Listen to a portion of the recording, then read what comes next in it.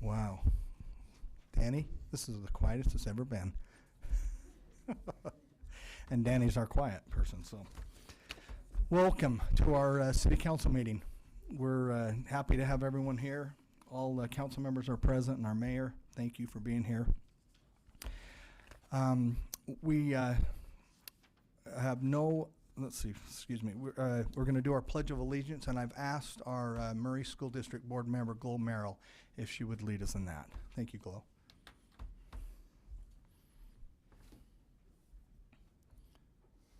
Would the audience please arise? I pledge allegiance to the flag of the United States of America and to the republic for which it stands, one nation, under God, indivisible, with liberty and justice for all. Thank you, Glo.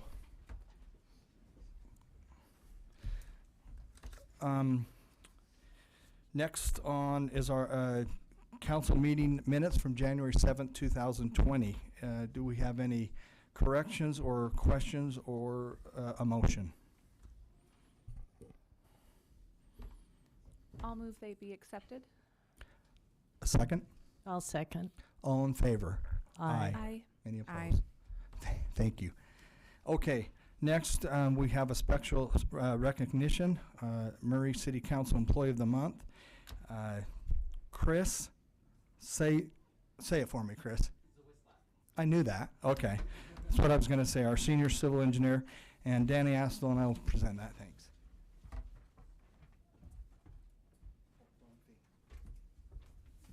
Take this. That'd have been good,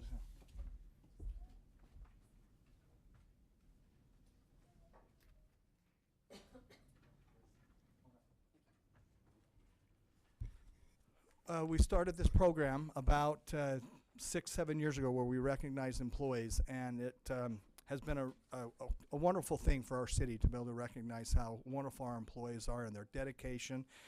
And Chris is one of them. And Chris, you've been with the city 6-7 years? Just short of 6.5. 6.5 years. See, we even count halves here. So he's been here 6.5 years, and Chris has been a wonderful employee. Very dedicated and friendly. We like it when Chris has always made himself real open to us as a council, so we appreciate that, and he's been a major asset for our city. So Chris, we'll go ahead and we're going to give you the certificate, and then we'll have your name back on that plaque, and then this is becoming more important than anything, this $50 gift card, I'm telling you. Now, does that go to you? Right now. Right now. Thank you. It's not, you're not, is someone else going to spend it or something? Or is that what you're saying? Okay. He's going to spend it on something. Yeah. All right, Chris. Well, Chris, we appreciate you as a council, all that you do for Murray City. And Danny's going to come up and say a little bit more. But from the council ourselves, we just wanted to show our appreciation. So thank you, Chris.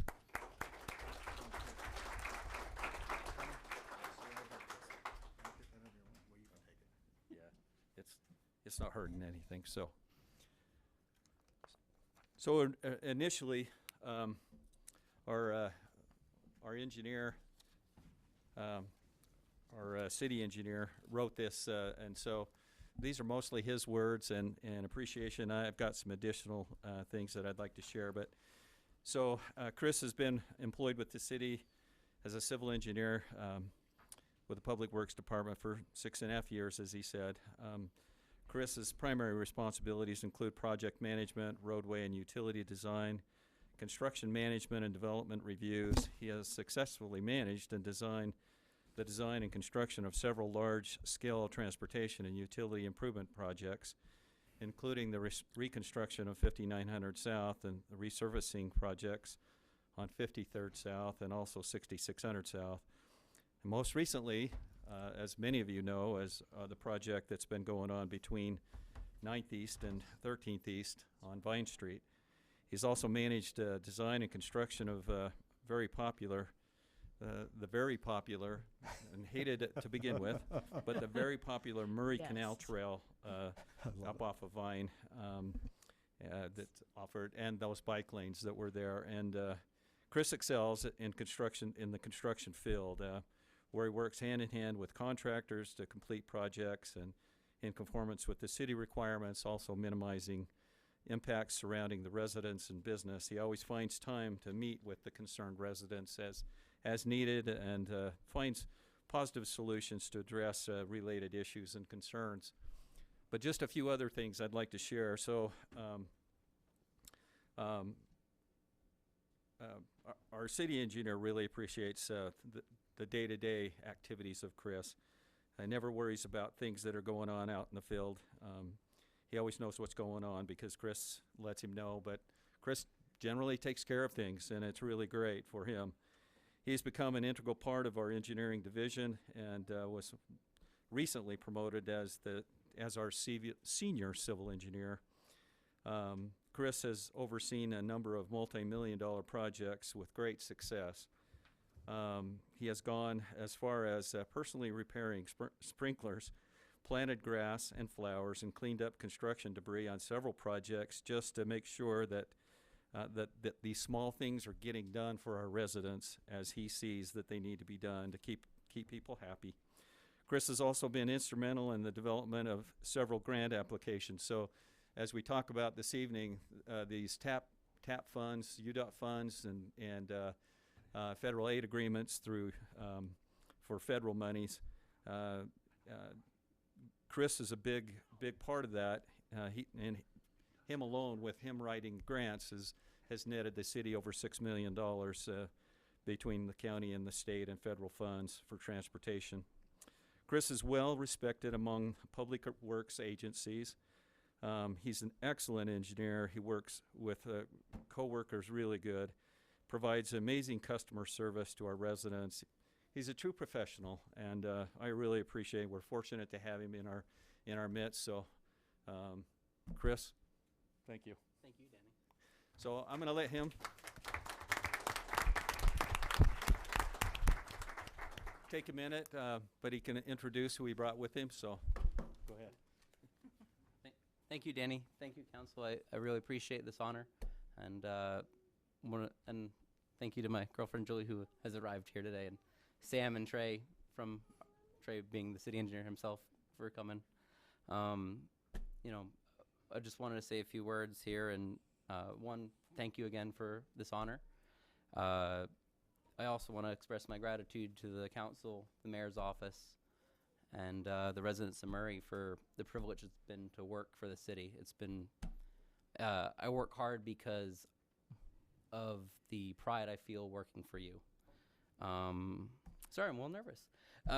But ultimately, I want to thank the people I see day to day, Sam and Danny, and my boss Trey, as well as Brandon Richards and Jess Lim and Mike Pfeiffer, who work for our office, as well as all the other hardworking people in Public Works. So thank you all for this honor and for the privilege to work with you all, and keep working here. Thank you. Chris. Stop. Come back.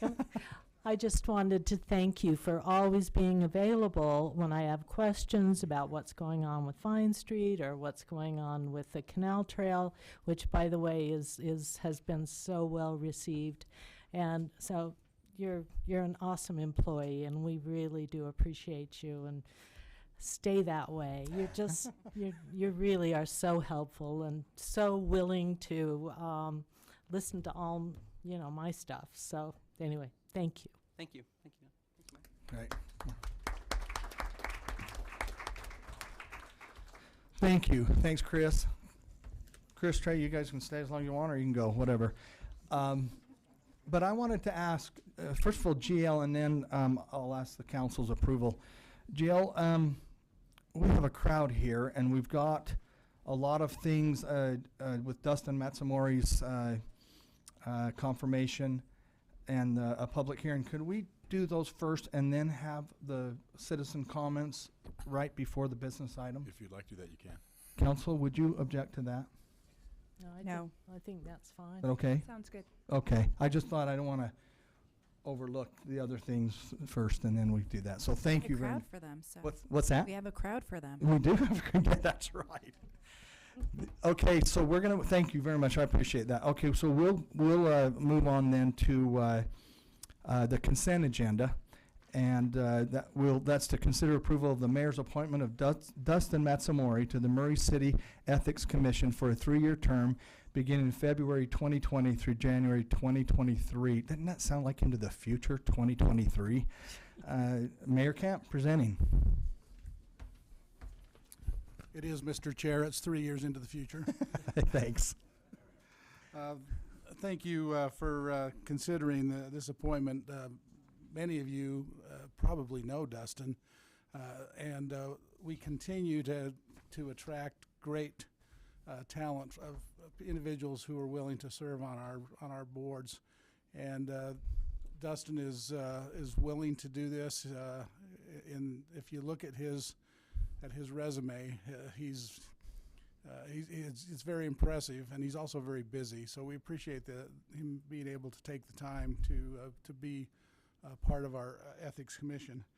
This is a term I believe was vacated by Donetta Mitchell. Her term ended. So, but Dustin is here somewhere. Right in the back. Oh, will you stand, Dustin, and be recognized?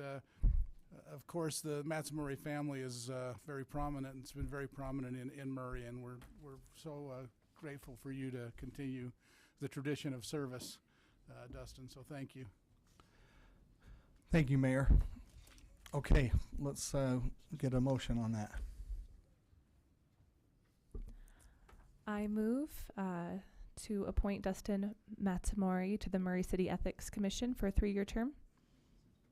I'll second. All in favor? Oh, no, Jennifer, sorry. Jennifer shakes her head. Aye. Aye. Aye. Aye. I am happy to say yes, absolutely. Thank you. All right, Dustin, we appreciate all you do. Really, Dustin has been an integral part of Murray for a lot of years and helped me probably 8 years ago make one of my biggest decisions when working here. So thank you, Dustin. Appreciate you and your family. Okay, next we'll move on to our public hearing. Right? Okay. So we've got consider an ordinance amending the city's fiscal year 2019-2020 budget. Brenda Moore. Thanks, Brenda, for being here. Okay, this is a very short, well, relatively short budget amendment. We have 4 items on it. In addition to the normal audit, our auditor prepared our financial statement because I am new enough at this. That was my very first one. So we need to move budget from our non-departmental over into the council budget, who pays for the financial statement of $4,500. Our firefighters went to California and are being reimbursed $61,641. So we need to open the budget so we can receive that money and then allocate it to their overtime, Social Security, travel, and some of it remaining will go to the city for use of the equipment, which will probably end up in reserves, and then we will buy new fire equipment with it in the future. We received $74,108 from the State Division of Alcoholic Beverage Enforcement, the liquor tax, for use on alcohol and drug-related enforcement expenses. I'm requesting that we increase the police department's budget by that $74,108 so they can buy equipment. And I believe the chief has already said they're going to spend it on mostly body cameras or storage for body camera film or whatever storage space. And then our last one is the storm water system, the Utah Storm Drain Project, for various reasons, came in over budget, and so we're requesting the additional amount of $294,000 be taken out of reserves for the stormwater to complete that project. So those are the 4 items on this amendment for the 2019-2020 budget. Is there any questions? Any questions for Brenda? Okay, Brenda, you've done a great job and you've kept us abreast on all this, so we appreciate it. We really do. Yes, we do. We appreciate it. Okay, Thanks, Brenda. we'll ask for a motion. Oh, no, let me open it up for public hearing. Sorry, my bad. Public hearing. This is only for this. This is for the opening of the city physical budget. So would anyone like to get up and speak about this public hearing only? Okay, we'll close that part, and we will bring it back to the council for discussion or a motion.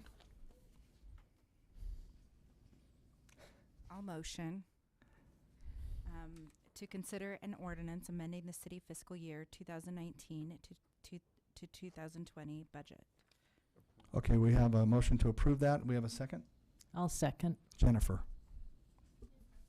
Aye. Aye. Aye. Aye. Aye. Okay, thank you very much. Okay, now we're coming to the business items, and this is where we moved for citizen comments. So this is where our citizen comments will begin, and there's not going to be an opportunity to go back. So if you're here for any of the 4 business items, then we're going to ask you to come up here to the mic, and if you please address the council. We're the ones that are going to be voting on the issue, so if you'd please address the council on your questions or your statements or concerns or whatever you have on that. And then there's 3 minutes, and there's forms to fill out, and Jan will have you can do it after, or you can do it before, whatever is your preference. And then when you come up to the mic, just please state your name and your city, and we just ask, it's 3 minutes, goes fast, goes really fast, and if you'd be very respectful to each other. Murray's always been a lucky, blessed city that we have great citizens that are very respectful, so we appreciate that. So we will open it up for citizen comments, please. Hello, I'm Bryant Larson. Do we no longer need to give our address? Do we Just say this is the city. I am a Murray City citizen. I am here to speak in opposition to Murray City creating a non-binding ERA statement. I disapprove of its content. None of what it says, in my opinion, is relevant to the United States of America anymore. And I am a little suspicious of the nature of why Murray City is even considering 50-year-old legislation. I personally feel that our city council is being used by outside forces to push an agenda, and I feel that this first proposed action by our newly elected councilwoman gives us insight into who she plans to represent over the next 4 years. I feel that her allegiance is to Planned Parenthood and other liberal organizations who funded her campaign, and not to me, my wife, and my children. Most of those, 3 of whom identify as female, or my mother, all of whom live in Murray, and many others who have shared their disdain for the ERA itself. I would like to ask my councilwoman to retract this proposal, if not for me, for the wonderful, unique women in my life. Anyone who thinks we should treat women exactly the same as we treat men has never met such divinely unique and wonderful people as the women I adore in my family.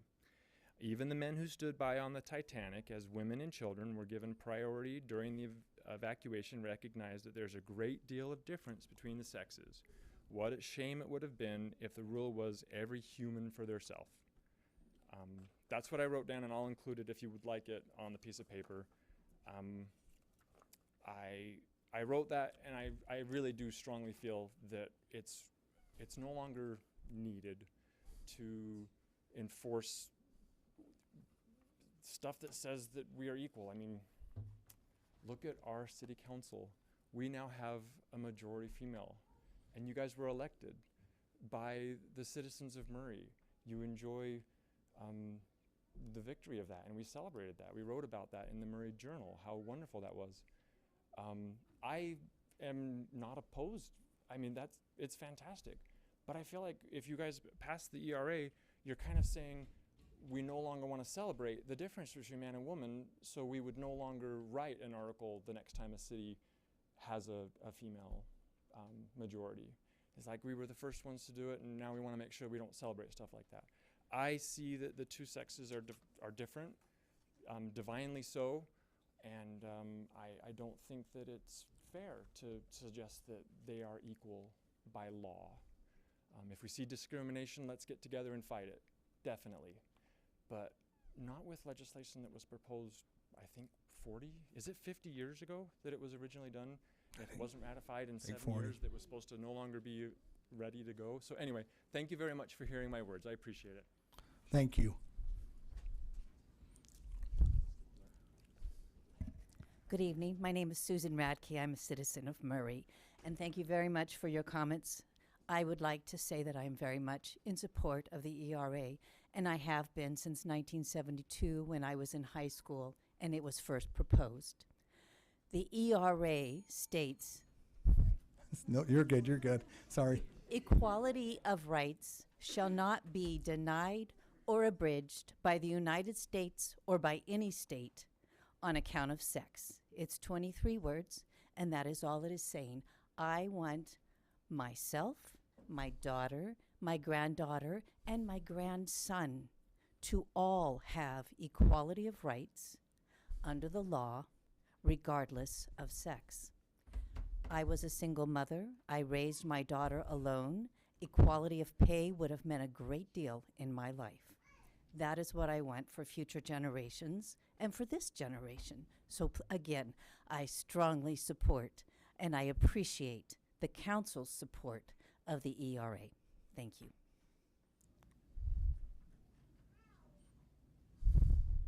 Hi, my name is Robin Huff. That's spelled H-O-U-G-H, just for the record. Nobody ever gets that right. And although I'm not a citizen of Holiday, I am a property owner in Holiday. So Murray. Murray, I'm sorry. So Murray is very special to my heart. I live in Holiday, but I'm a property owner in Murray. So Murray is very close to my heart. And I want to start by saying, if the Equal Rights Amendment is going to be so bad, why was it included by the founders of the Utah Constitution? Article 4 of the Utah Constitution, laid down by our founders, states, the rights of citizens of the United States to vote and hold office shall not be denied or abridged on account of sex. Both male and female citizens of the state shall enjoy equality, all civil, political, religious rights and privileges. This has been part of the Utah Constitution since the very beginning, since 1896.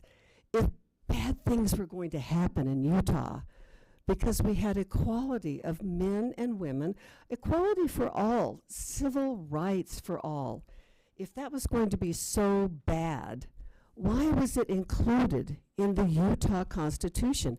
In fact, Alice Paul, who wrote the Equal Rights Amendment in like 1924, came to Utah and used the words of the Utah Constitution in the Equal Rights Amendment. Both male and female students of this state shall enjoy equally all civil, political, and religious rights and privileges, and those will not be denied or abridged on account of sex. That's what it says in the Utah Constitution.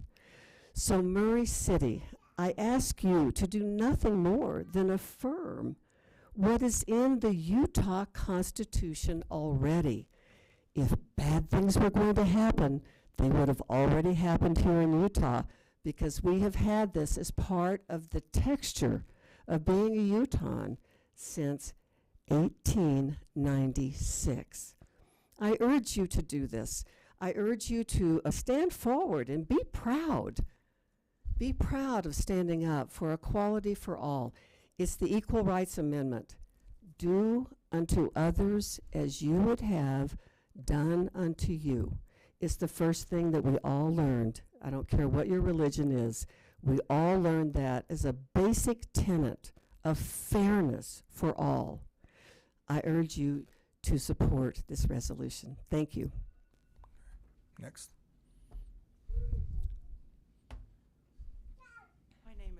My name is Carolyn Williams. I live on Atwood Boulevard, so I am a resident, and I am here in support of this resolution for the ERA. And I urge you to consider it and to approve it. I have 4 daughters who are also wonderful, intricate, magnificent women and mothers. and wonderful employees and have contributed to our state of Utah through their work efforts and their volunteer efforts. And I have 2 little granddaughters who I want to guarantee that they will always be treated rightly, equally, and fairly. I urge your support on this resolution. Thank you. Thank you. Okay, next. You might have to ask. Come on up. Let me go first because I have to go to the Murray City Arts meeting. I'm on the Murray City Arts Board. I live in District 3, and my name is Clark Bullen, and I live Trailwood, just right across the ballpark there. And, you know, I can see why Murray City would want to support equal rights. And I think I see the intent, and that is noble. But I do feel like there's a lot of unintended consequences of wording that is vague. And that I think that is the worrisome factor here, is that what you want to do. I mean, I think having a resolution for equal pay, that Murray supports equal pay, is great. I think a resolution that Murray supports the Utah Constitution or that specific part, that's great. I mean, let's do that. But I think unintended consequences like women in the military draft, women's sports, mothers in custody cases, single mother taxation, welfare for mothers, women's shelters, women's restrooms and locker rooms. I just feel like I'm not sure Murray is ready to swallow all of that in its entirety. But resolutions for equal rights, let's do that, but let's not be so vague about it. Thank you. Thank you. Next. Sir, we need to get your form filled out real quick, sorry. Thank you so much for allowing me a little bit of time to speak to you today. My name is Carolina Sageman Allen, and I am the founder and one of the directors of the Maternal Feminist, the international maternal feminist organization called Big Ocean Women. And we represent perspectives of faith, family, and motherhood at all levels of civil society. And so this is very much an important discussion to have today. The reason why I'm here and the reason why I am opposed to the ERA is very simple. This legislation is very, very old, and the context in which it was first inspired has drastically changed today. We live in a world where certain language that was kind of taken for,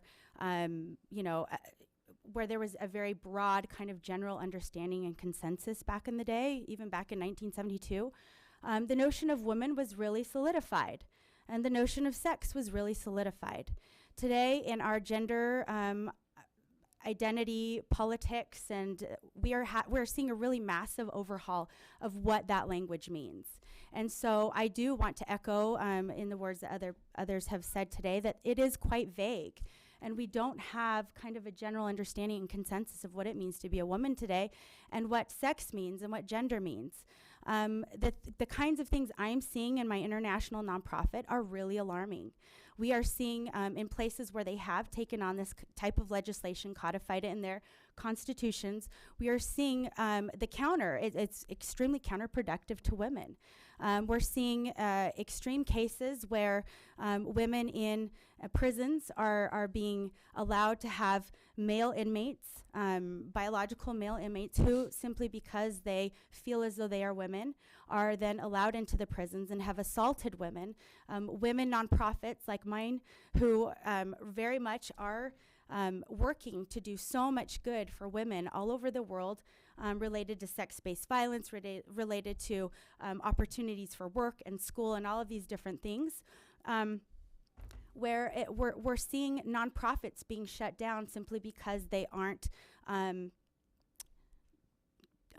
catering to gender-neutral language. And just in various, all across the board, we're seeing actual adverse effects happening to women. So the very group that we're all here cheering and hooray for and wanting. I have 4 daughters. I want the very best for them, and I'm a female athlete. I have a lot of things that I am doing, in particular in my home and in my community and in my nonprofit, to support women. But I'm not in favor of the ERA, and I ask that you really reconsider and maybe look a few steps down the road of what this could really imply to women in Utah. Thank you. Thank you. Murray City, you were in Murray? You're in Murray? Provo. Thank you very much. Well, Pam Cotter, Murray citizen. First thing, ERA calendar press release. Murray, all-female city council. Brett, Dale, I didn't know you were female. Wow. Press release. Anyways, good evening, council members, mayor. It's good to see you all. I'm here to speak about the ERA non-binding resolution that's been brought up by Ms. Martinez tonight. Let me take you back to 1971. Some of you were not even born yet, or you were just little ones. I was living in upstate New York at the time. We were called as a group of women to go to Albany, New York, to have our voices heard. I did just that. Now, here I am again, 49 years later, and I have some cases during that time frame. Coleman versus Maryland. The court in this case held that a husband could no longer be required to support his wife.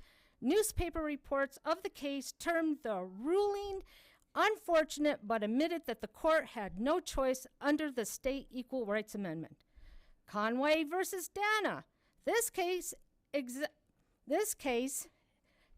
exempt a father from providing primary support for his minor children.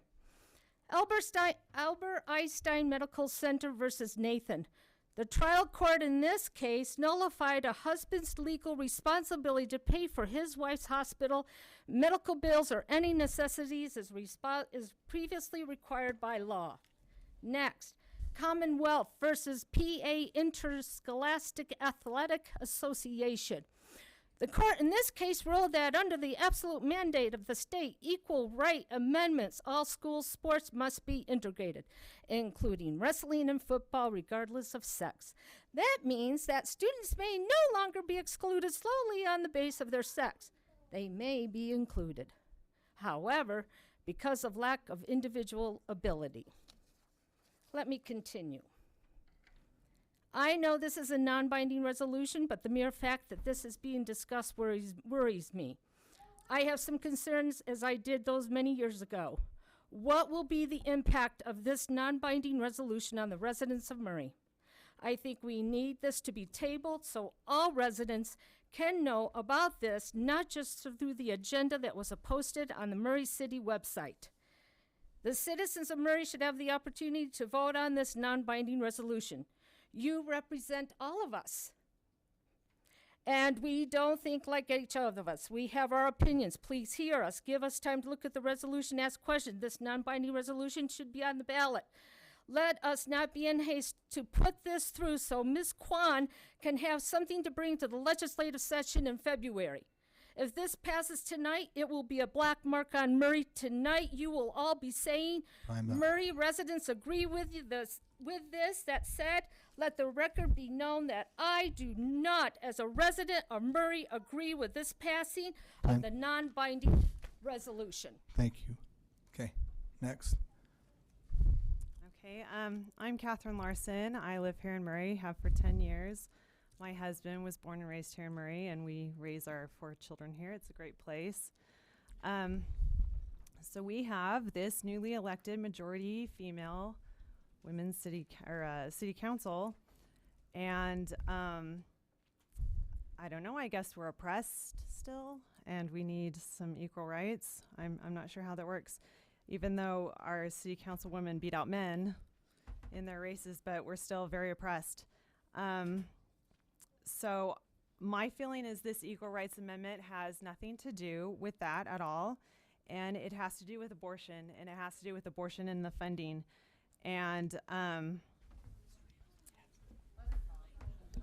let's be respectful. So if passed, this Equal Rights Amendment could be used to guarantee unrestricted taxpayer-funded abortion. If you want examples of that being used for that, I can give you examples. Coincidentally, 2 of our elected city council members are Planned Parenthood endorsed, financially supported, and Planned Parenthood is the leader in the abortion industry, and they would stand to benefit enormously if this constitutional amendment was passed. I don't support the ERA. I do not support Planned Parenthood, and I don't feel that our city council should be using its time to push people's political agenda. So thank you. Thank you. Next. And I understand that I have 5 minutes because I represent an Yes, are organization. you Susan Roylance? Yes, Yes, Susan. My name is Susan Roylance. I represent United Families International. I am a Murray citizen, have been for 41 years actually. In 1975, our family moved to Washington State. The state had passed a state ERA, and laws had been changed to eliminate words related to sex, which is just exactly what this ERA would do. The words mother and father had been changed to parent. Husband and wife had been changed to spouse. Family law was completely altered. I was very concerned with the potential of a federal ERA and became involved nationally. By the way, I helped to defeat it back in 1938. Anyway, I discovered that the main promoters of the ERA were the pro-abortionists, and that is true. Last year, NARAL, the National Abortion Rights Action League, sent out an alert stating the ERA will reinforce the constitutional right to an abortion. It would require judges to strike down any anti-abortion laws. And we have some good laws related to abortion in the state of Utah. Does Murray City Council want to go on record as promoting abortion? Another huge problem with the ERA is the potential definition of the word sex. I am involved with international policy at the UN, where gender is considered to be socially constructed, and most references to women are being replaced with non-binary words. Women, as women, are unique in their ability to bear children, and they should be protected. Does Murray City Council want to go on record as opposing laws and medical guidelines that give special protections to women as women? The ERA could also affect any organization with a specific focus on activities for girls or boys or men or women. All of that is erased with the ERA because you can't talk about specific sex. This could include churches with a male priesthood, like the Catholic Church and the Church of Jesus Christ of Latter-day Saints. The tax-exempt status of these organizations could be in jeopardy. Now, this is true. This could also impact tax-exempt contributions. Does the Murray City Council want to go on record to promote the elimination of tax exemptions for church donations? Most people cite the rights of women in the workplace as a reason for the ERA. In fact, in many cases, women are already given a priority through affirmative action programs. The ERA would give men an even playing field. Interesting, my son has worked for a national company and has seen over the years that he has never seen a woman fired, in especially in administrative positions. He's seen many men fired. He feels that it's not equal in the workplace. Women would lose special considerations if the ERA was passed. They would be reduced to equality with men. So does the Murray City Council want to go on record as opposing programs that give special consideration to women? Passage of the ERA would open the floodgates of lawsuits, both men and women, to change laws throughout the United States. Is this what the Murray City Council wants to support? And by the way, Article 4 of the Utah Constitution was brought up. It is vastly different than the national amendment being proposed. It says both male and female citizens of this state, male and female, it mentions the fact that we're different, should have all civil, political, and religious rights and privileges. I urge you to table this. It really won't make an ounce of difference. I know that there was a big push in Utah to become the 38th state to ratify. Number one, The U.S. Supreme Court said the issue is dead. The ratification deadline has passed. I know there's a bill before Congress right now trying to say that they can open it up. U.S. Supreme Court has said that is not possible. Even Ruth Bader Ginsburg, who you have her picture over here, has said she would like to see it opened up to a new ERA to begin the process again because it is dead. So why is Utah doing this? They wanted to be the 38th state. The 38th state was Virginia, but the last 3 don't count, and 4 states have rescinded. So really this is a unnecessary, inappropriate thing to even promote, and I urge you to table it. Let it go. Thank you. Thank you. Next, wait, let's hold our applause, please. Thank you. Thank you. Go ahead, please. Well, I'm here for a friend who is a Murray citizen. I'm Rhonda Hare. I live in South Jordan, and I'm with a group called Gathering Families. We're also part of the Empowered Families Coalition in Utah. And Laureen Simper, who's my dear friend, lives up here just off of my district. Yeah. Okay, she's in your district. Good. Anyway, she prepared a statement, and she wasn't able to come quite this early. She's hoping to get here later, but wanted to make sure that she got her piece said. So this is from Laureen. 30 minutes, right? Laureen Simper. Tell us your name. My name is Rhonda Hare. Okay. Rhonda with an H, hair like on your head. Okay. That's not nice. As applies to Just most kidding. people. I take it. I thought I'd said that before Dale said that, so. Anyway, please go ahead. 3 minutes. Okay. Thank you. So Laureen's letter is, my name is Laureen Simper. I'm a native and nearly lifetime resident of Murray City. I'm writing in opposition to Murray City passing a resolution to ratify the Equal Rights Amendment for 3 reasons. First, the amendment's provisions give me pause as to its desired outcomes of equality. For over 40 years, proponents of the ERA have claimed there are rights for women not protected by law. However, this amendment gives more teeth to the state, making men and women the same rather than equal. Equal doesn't equal the same. There are inherent physical and psychological differences between men and women, which must be dismissed as irrelevant if this amendment is ratified, to the peril of women. It isn't right to tell a woman that she must register for the draft or must serve in the military beside men, with no recognized distinctions of these physical and psychological differences, simply because they must register for the draft, because men must. It isn't right in a Me Too world to tell a woman seeking shelter from an abusive relationship that she can't have the refuge of an all-women shelter, because men are entitled to it too. Second, I don't want the right for a woman to kill her unborn child codified into constitutional law, which Susan mentioned. NARAL has come out saying this is what would happen with the language. They're much in favor of it. I'm much opposed. So is Laureen. It should give Murray residents serious pause that some of you sit on this council thanks to thousands of donated dollars coming from Planned Parenthood. As abortion is the #1 moneymaker for Planned Parenthood, it should be obvious that their stake in the passage of this amendment, or resolution, has nothing to do with equal rights. Rather, its passage gives Planned Parenthood constant access to funds for abortion, a brutal procedure which was originally touted as needing to only be safe and rare. Passage of this amendment would ensure that recent state laws to protect the unborn become obsolete. Finally, I oppose this resolution for its very nature and purpose. I have seen the resolution strategy used globally at the recent United Nations conference held in Salt Lake City, locally on the Salt Lake County level, and now this attempt at our city level, to create a false sense of consensus and peer pressure. I was there with her at UN. I saw it too.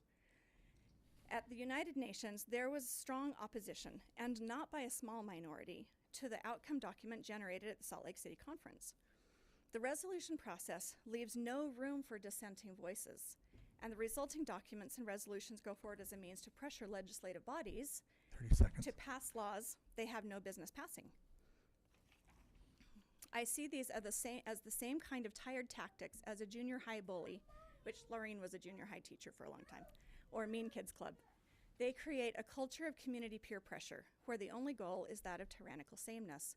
For these reasons, I urge this council to vote against the passage of such a meaningless resolution that cannot represent all of its citizens.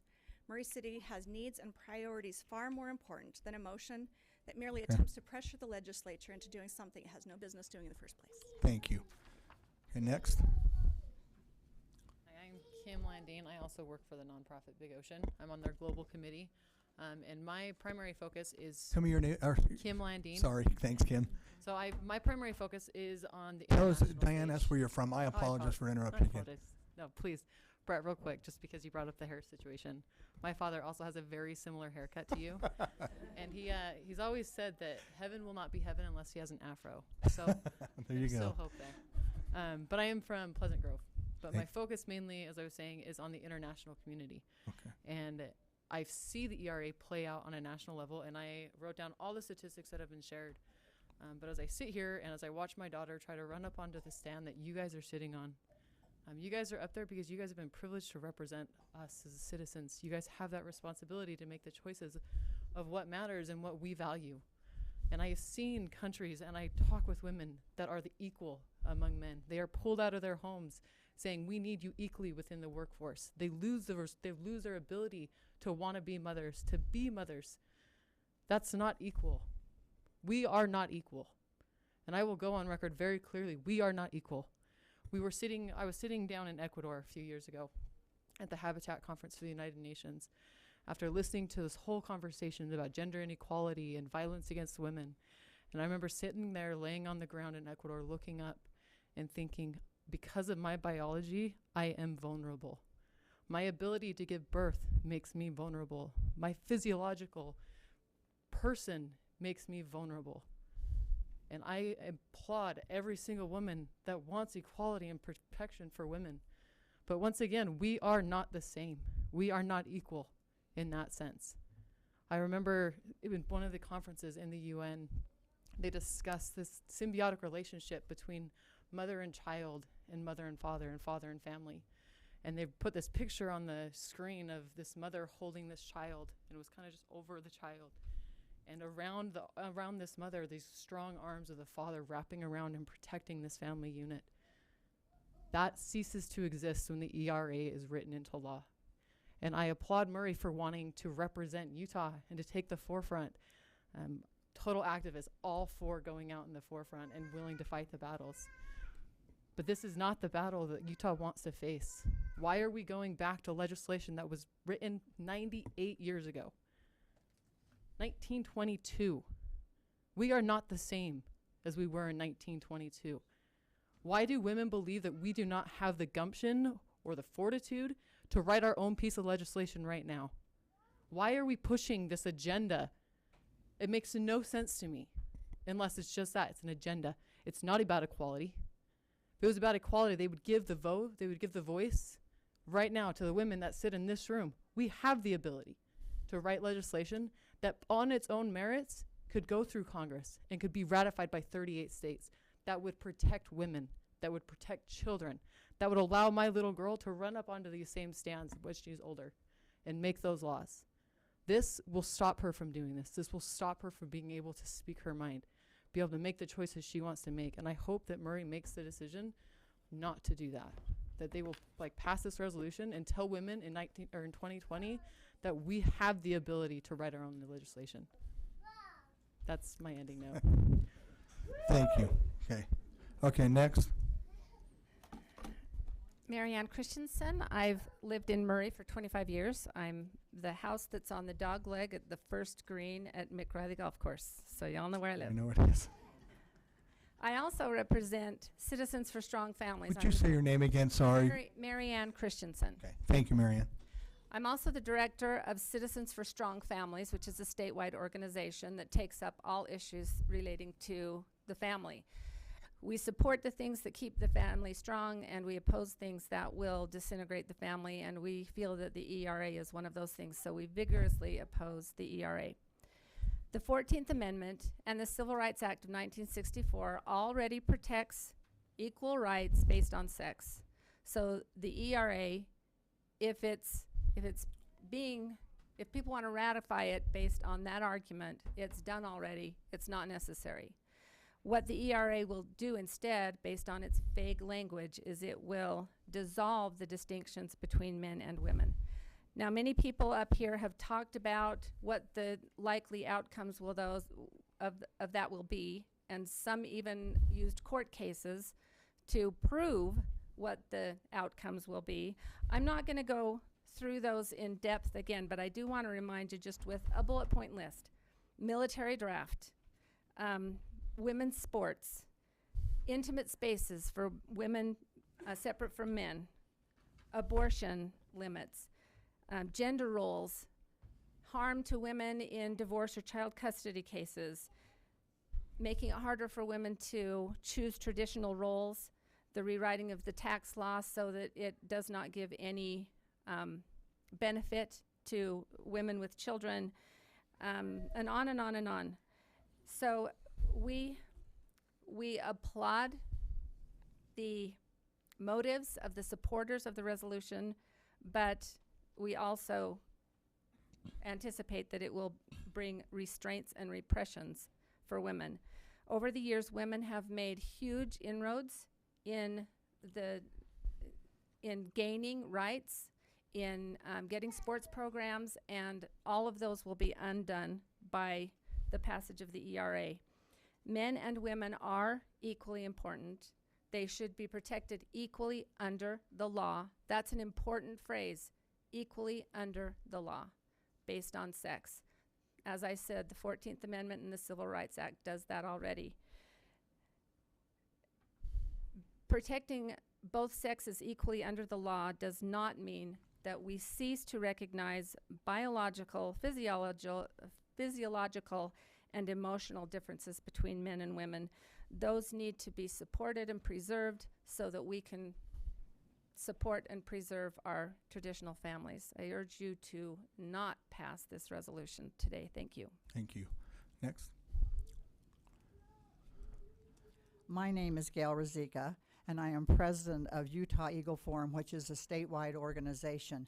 I do not live in Murray. I live down in Highland, and I came here today because of the organization that I represent.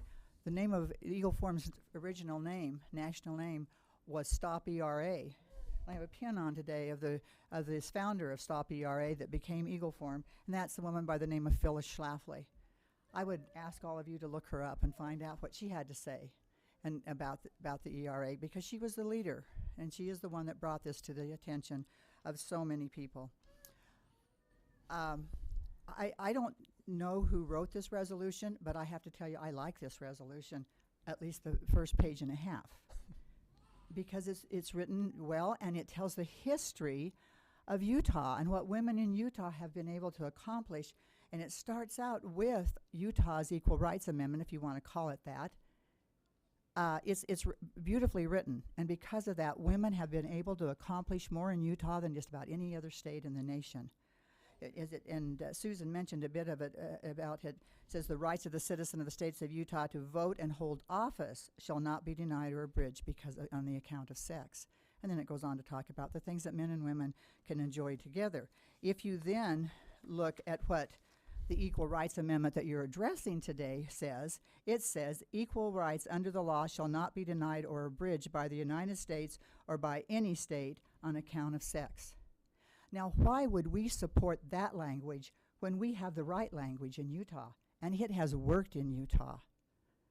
To say that men and women are exactly the same as this Equal Rights Amendment does that you're talking about today, the national one, would, as you've heard from so many people today, cause all kinds of consequences. The Equal Rights Amendment is not good for women. It hurts women. But Utah's Equal Rights Amendment is good for all people, men and women together.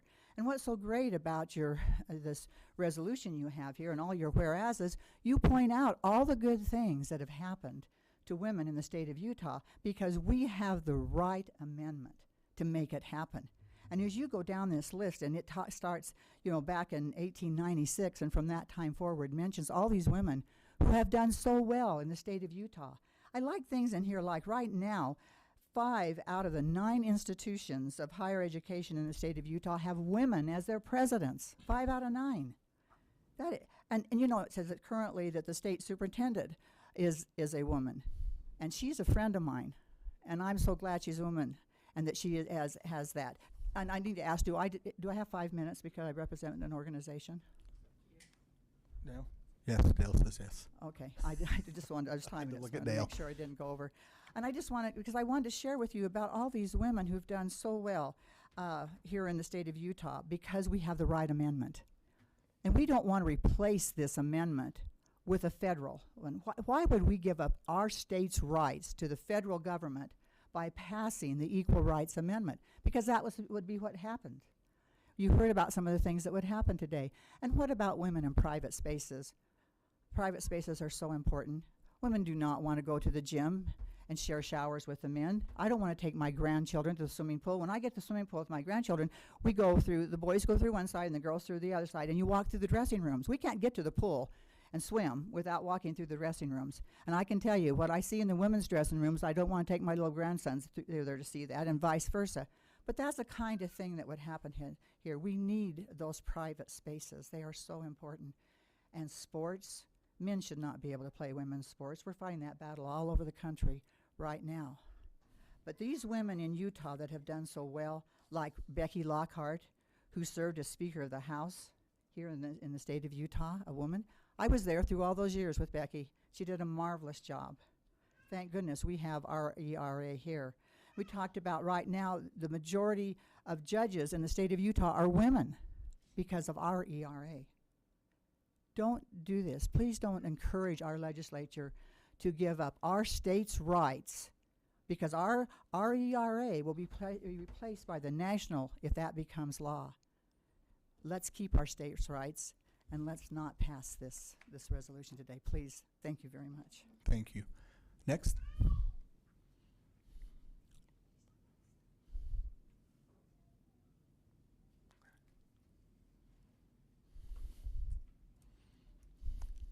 I'm Miranda. I'm a student at Westminster College. I'm speaking on behalf of Representative Kwan.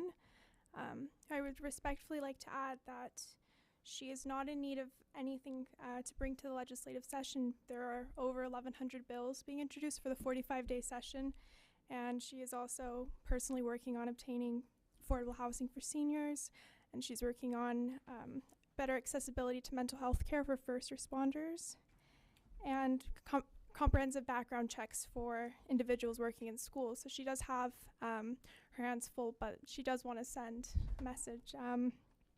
Yeah, she's sorry she couldn't make it tonight. She's on a plane right now flying home after celebrating her husband's 50th birthday, but she asked me to read this. I would like to recognize and thank Murray's residents for voting in one of Utah's first female majority councils, and to thank the City Council for acknowledging the Equal Rights Amendment as a cause worthy of your attention. It is this inclusive, forward mindset that will ultimately set the bar higher for public service in Utah. We have a great early history of women's rights that many people, including Utahns, don't know about. Written in Utah's Constitution is the same notion of equality, the same inclusions and guarantees for women that the ERA would provide for in our federal constitution. We are living in an ERA world right now, and in Utah, and this is a diplomatic message to send. With that said, the ERA won't change anything in Utah or Murray because we already have these rights. There is no reason to fear, no reason to not to ratify, but every reason to do it. ERA sends a message of support for future generations, for our daughters and sons, granddaughters, and grandsons and their grandchildren. It will let them know we were on the right side of history. I'm proud to live in one of the 25 states that guarantees equal rights, regardless of sex, and I'm proud of cities like Murray that lead out on supporting that grand gesture of love and respect now. Right now, for our stay-at-home moms, our female veterans currently serving Murray's Majority Council, and for future generations. Thank you. Thank you. Okay. Say it again. She's in our, she represents Murray. Thank you. Thank you. Tell her thank you. Next. Hello. Hello. My name is Aaron Hildreth. I live here in Murray in District 1. There are a lot of people more qualified to talk than me, so I won't take too much time. I just want to say the amendment I'm a huge supporter of. I'm glad Murray's taken a stand. I don't understand the reason to table it.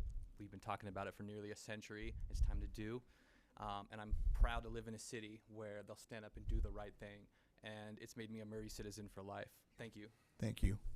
Okay, next. Hi, my name is Dawn Bates, and I actually live in Sandy, but I'm here representing my friend Stacy Thornton, who's been a lifelong member of the City of Murray. And this is her letter. I am strongly opposed to this resolution for more reasons than I have time in this meeting to explain. First of all, the accepted time limit for ratification of the ERA amendment has passed. Justice Ruth Bader Ginsburg, a more sympathetic justice to this cause than I, has said that the ratification deadline can't simply be legislated away. She said that those in favor of this amendment must start over. I do not believe that the majority of Americans, and especially the residents of Murray, are in favor of lawmakers disregarding different aspects of the law that no longer fit their agenda, only to force it upon those who have entrusted them with limited power. Next, Justice Ginsburg also said that 800 laws would change under the ERA. My question to those seeking to push this resolution, giving the appearance that all of Murray is in favor of it, is what are those 800 laws? I'm not interested in just a few of them. I'm interested to know if you can name all of them. In what way will they change? I would like to know the impact those changes will have on not just women, but men and children, and most importantly, what impact will these changes have on families, the most sustainable unit of society? Wouldn't it be wonderful if instead of pushing these resolutions, regulations, and laws that have wonderful sounding names that spark a feel-good vibe in everyone's heart, we first did an impact study on the consequences, both those intended and those unintended, before we signed, enforced, or passed them. The many feel-good laws and such that have been passed in the last 50 years have done little of what they claimed they would do, and have instead weakened both men, women, children, and families, thus drastically weakening our communities and nation. Those who understand human nature understand that rules and regulations that are passed in a growing secular society generally do more harm than good. The Equal Rights Amendment will be no different. In the end, it will harm both men and women, children, and families. I am opposed to the amount of legislative power that will be passed from the states to Congress, which creates an even greater imbalance of power to the federal government. Section 2 of the ERA requires that Congress be given the power to enact the provisions of the ERA. As a result, states would lose their legislative abilities in regards to family law, which could be marriage, divorce, alimony, custody, adoption, and property, sex crime laws, public and private schools, insurance, prison regulations, and any other areas of law impacted by gender. The purpose of the Constitution was to prevent the concentrating of power into one body, and that was for good reason. We should never desire an amendment that grants more power to the federal government. Thomas Jefferson warned that the generalizing and concentrating all cares and powers into one body has destroyed liberty and the rights of man in every government which has ever existed under the sun. I urge the members of this council to vote no on this resolution. Thank you. Next. My name is Ann Hunter, and I've lived here in Murray for just about 36 years. I'm an educator, a wife, and a mother of 9 children. And I'm here tonight to express my views against the Equal Rights Amendment. And perhaps the best way I can do this in the amount of time I have is just to read a portion of the letter that I wrote earlier to Representative Martinez, who is my councilman.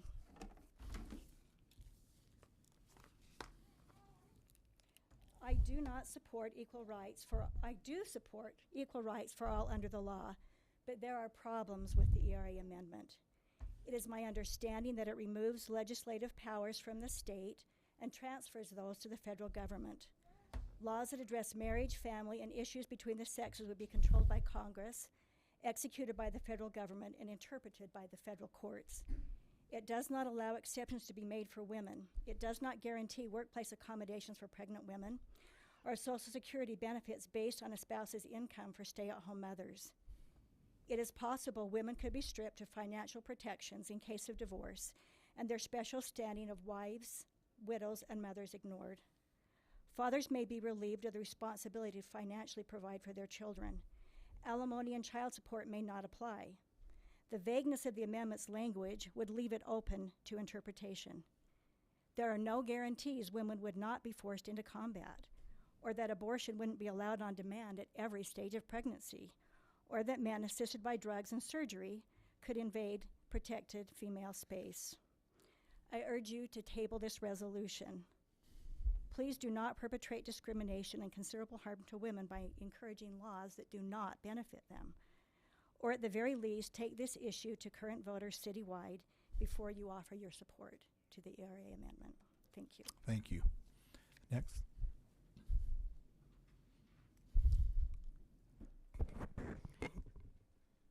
Hello, my name is Mary Taylor. I'm the president of Pro-Life Utah. I'm a South Jordan resident, but Pro-Life Utah is a statewide organization, and many of our members live here in Murray. Across the state and across the country, we see cities passing sanctuary city resolutions to protect the rights of unborn innocent babies. But here tonight, Murray considers a resolution that's anything but an equal rights amendment. To have equal rights, those rights must extend to everyone, including the most vulnerable members of our society, the unborn. And this ERA amendment puts the unborn at great risk. The ERA would put the horrific and brutal partial birth abortion, third trimester abortion, and tax-funded abortion on the table. As cities across the country show their compassion, the resolution that you consider today would reflect a callous disregard for life. And I believe that Murray is better than that. I urge you to vote no for this resolution. Thank you. Thank you. Thank you. Next. Got my own timer. So, my name's Adam Thompson. My wife is actually currently in labor right now. Hi, honey. I told you I'd make it quick. But that's how important it is for me to be here today. She's watching on the live stream. She said she'll call me if anything goes wrong. So, so I'm going to try a different approach. Everyone here will have a different opinion, whether you're a liberal or conservative. Or Adam, would you mind addressing us up here? Yeah, sure. Why not? You're awesome. Thank you. Thank you. I appreciate that. Everyone here is going to have a different opinion. So I want to discuss two things. I want to discuss the framing of the ERA, and I want to discuss the elephant in the room, which is why now? What's the motivation? Okay. So framing, first of all, it's currently framed like, why would you oppose equal rights? Are you just a bigot? Are you a ultra conservative? Are you a religious zealot? All these libelous things going around, but I don't think anyone in Utah opposes equal rights. I mean, that's something that we don't do any. So I'm none of these things. I'm not an ultra conservative. I'm clearly not a bigot. My best friend here is a gay man, gay Swedish Mexican American who supports Trump, which is oddly weird. So there has to be a reason why people would oppose it, right? You'd think it's a different reason, right? So what if I told you that the ERA was actually opposed by both liberal and conservative groups? What if I told you that, for example, at the DNC in 1960, the ERA was rejected and opposed by the ACLU, labor unions such as American Federation of Teachers, Americans for Democratic Action, Nurses Association, National Council for Jewish, Catholic, and Negro Women. The list can go on and on and on. So I think it's unfair to frame it as people just are opposing equal rights. It doesn't make any sense to me. So the second question, the more explosive elephant in the room, is why now? What's going on? Well, I ran for city council recently, right? And the thing I promised on the website and everything I said, I will always tell voters the truth, place service above self, and put Murray families first, regardless of consequences. Now, this statement might negatively impact my ability to serve on boards and committees, but I don't care. I'm not self-serving. So my question for the council, is there a grassroots effort within Murray? I don't think there is. This was never brought up one time during the election season. So is this activism or is this self-service? It seems more activism and self-service than it actually is public service. When I ran for the city council, I was pretty naive. I had never attended a single Democratic or Republican meeting ever in my life. I had no interest in that. So when I ran, so I went to a meeting, 20 seconds left. I went to a meeting in May. It was titled, "So You Want to Run for Office, 2019 Municipal Election Edition." This was very clear when a lady named Wendy Garvin explicitly stated that I became an activist because of my transgender child. Wendy Garvin is an activist who helped coordinate Ms. Dominguez's campaign, donated to her campaign, told Ms. Dominguez that even if she didn't win, she could use this to run for a higher office. Others in attendance include, well, Ms. Martinez, Ms. Dominguez, Brooke D'Souza for City Council and Sandy, Dustin Gettle, Midvale, Corey Thomas, South Salt Lake, Sophia Telesini, Midvale, Josh Hill, another City Council member, Andrew Stoddard, State Rep, Shireen Gorbani, Salt Lake Council, Elizabeth Payne wanted to go but couldn't. She's on the Murray City School Board. Joseph Silverwick, who is a communications director for Andrew Stoddard. So let me be clear. This is the last thing I'll say. What I'm suggesting, your city councils throughout the Wasatch Front are being taken over by outside influence. This was clearly pre-planned for it to be the first thing in your meeting agenda of this new year. So thank you. I got to get back to my wife. Okay, next.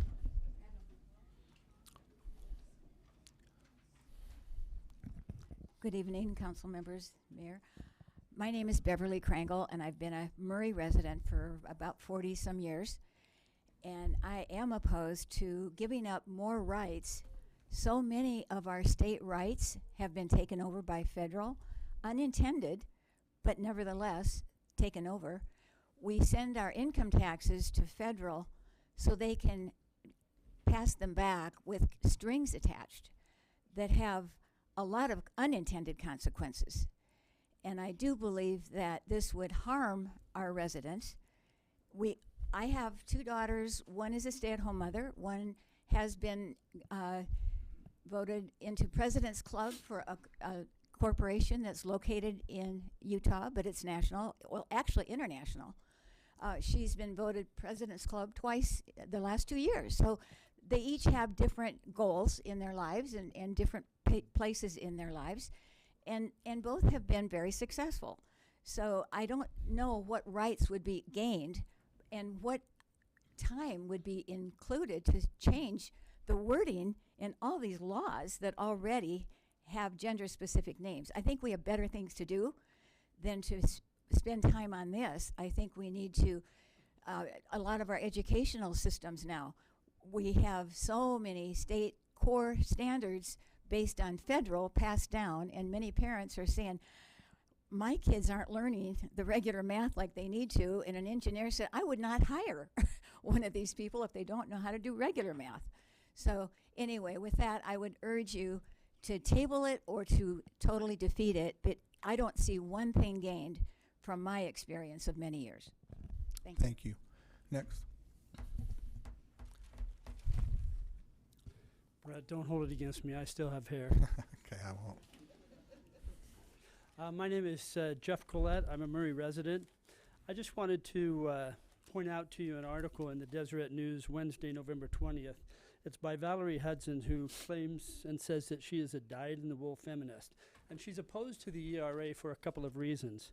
She says she feels to raise an eyebrow and inquire how might this be gamed and who will get the short end of the stick when it is. Her first reason is she says, what does sex mean in the ERA amendment for 2019? She says, according to the proposed Equality Act, the word sex in every piece of federal legislation must be replaced with the phrase sex, including sexual orientation and gender identity. Her second reason is widely agreed that the ERA would make any future imposition of military draft impossible. She says that women already give their lives for this country in a way men do not. Why do we want to put them in the military? That's all I have. I point this out to you and refer you to it, but I just want to go on record opposing this resolution. Thank you. Next. My name is Carolyn Forsyth, and I'm from here in Murray. I have 4 daughters. The oldest is 13 and the youngest is 5. And I was talking to them about this whole process of what I was going to come and do. And this is my first time being involved in this process. So I said, I'm going to go talk about the ERA. And they said, what's the ERA? And I said, it's Equal Rights Act. And I said it's between equal rights between men and women. They said, yeah, Mom, yeah, we want equal rights between men and women. And I said, this is what is in our Utah Constitution already. And I talked to them about that, and they said, yeah, that's good. And I said, this is what's going to happen if the ERA passes and if we have this resolution. And I talked about so many of the things that these people have been talking about today. And they said, Mom, why in the world would anybody want that? Why would that be beneficial? Why would it be positive? And they could see that. They're young. They don't want that. They don't want those types of things in their lives. They don't want to have to deal with the things that we've been talking about today. I don't want that for them either. I don't want it for me. I oppose, and I hope that you, like I said, I'm brand new, and so I don't know exactly the workings. I suspect you came with a set of ideas, and I don't quite know how it works as far as how you take the ideas that come to you and make a decision, even if it's different than the ideas that you came with. But it sounds to me like so many of the citizens that have talked today are opposed to this. And so as your constituents, it seems like this is the direction that we really want Murray to go, is to oppose this resolution. Thank you. Thank you. Next. Hi, my name is Kathy Ma'ulu'ulu, and I'm from West Jordan, but I appreciate the opportunity to come and address you tonight, as there are some things in this conversation that I keep hearing that I don't think we're giving sufficient consideration before we make a decision. One is that the language. Whenever we pass really vague language, it always comes back with unintended consequences that typically do not benefit the people that you're trying to serve. The term men and women in our Utah State Constitution helps guarantee equal rights under the law. However, the Equal Rights Amendment, and in this resolution, does not say equality for men and women. It says based on sex. And in this day and age, we don't have a clear definition in 2020 as to what that definition actually is. There's all kinds of definitions. Not even at the international UN level is there consensus on that term. The other issue is, I've heard it stated tonight that because of our Utah State Constitution, passing the Equal Rights resolution won't change anything. But isn't that redundant if that's the case, and a waste of everybody's time and energy? Obviously, something is going to change, or we wouldn't put in the time and energy to either argue for or against it. The other issue is that according to the language of that resolution and the Equal Rights Amendment, we as a state would be forfeiting our state rights on anything that had to do with sex. It would be, that right would be abdicated to the federal government. And I know that nobody in Congress knows my family like the people of Utah know my family. And so I think that we really need to pause and really consider the unintended consequences that this particular language would heap upon everyone in our in the city of Murray and in the state of Utah if you were to move this resolution forward. And so I would encourage you each to reconsider and consider a no vote on this resolution. Thank you so much for your time and your service. Thank you. Next. Hi guys, my name's Jenna Strobel. I live in Murray. And I do want to make this really short, but I am concerned about the direction that implementing a ERA resolution from Murray City would be doing. For one, it's non-legal, it's non-binding. There's no legal ramifications by it. And by taking action on national issues like this, we're kind of using up the vital time that we elected the city council for. The city council is meant to discuss local issues, issues that reflect what we're dealing with in our city. We have the opportunity to speak about more of the international, national issues as we work with our legislators and as we work with others. But that's not the point of a city council. So, and I really think you five are the ones that will pass this resolution or not. And it's deceiving to say that it's a resolution of the city when it's only coming from U5. And I really urge you to consider how many have spoken today, how many have spoken from Murray, and please digest what they are saying. Please recognize that if you're taking on this resolution and passing it, are you speaking for the ones that were able to take the time with this little a moment of citizen comments? There's nothing else that we're given to be able to help it with the consensus of the citizens for this resolution except for this citizen comments time. This is the only thing that we've been given, and then what we can send to you individually in that. So this resolution just doesn't jive. It doesn't feel like it reflects Murray to do a resolution when you're not able to, unless I can, and I mean, have you really noticed what people have been saying that are from Murray? And then the people that are from the state, I mean, come on, we're talking about a state national issue, so they have as much a right to talk about it too, because we have made it a non-local issue by bringing this up as a resolution in our council. So please think hard. I appreciate all your work. Thank you. Thank you. Next. And I'm Glo Merrill, and I had no information about this until I saw Murray Citizens about 3:30 or 4 today. And as I was sitting here, I'm a school board member, and if I was sitting in one of the 5 chairs, we have 4 out of 5 school board members are women, and we would be talking about kids. We would be talking about school lunch. Should they eat lunch before or after recess? And I think this city council should be thinking about where are the potholes in the road?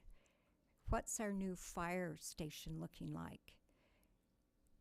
Our water, I haven't seen a little water thing in a long time come to me about, does it have arsenic or something in our water? How about the park? How about if you're along the parkway, we have homeless people constantly.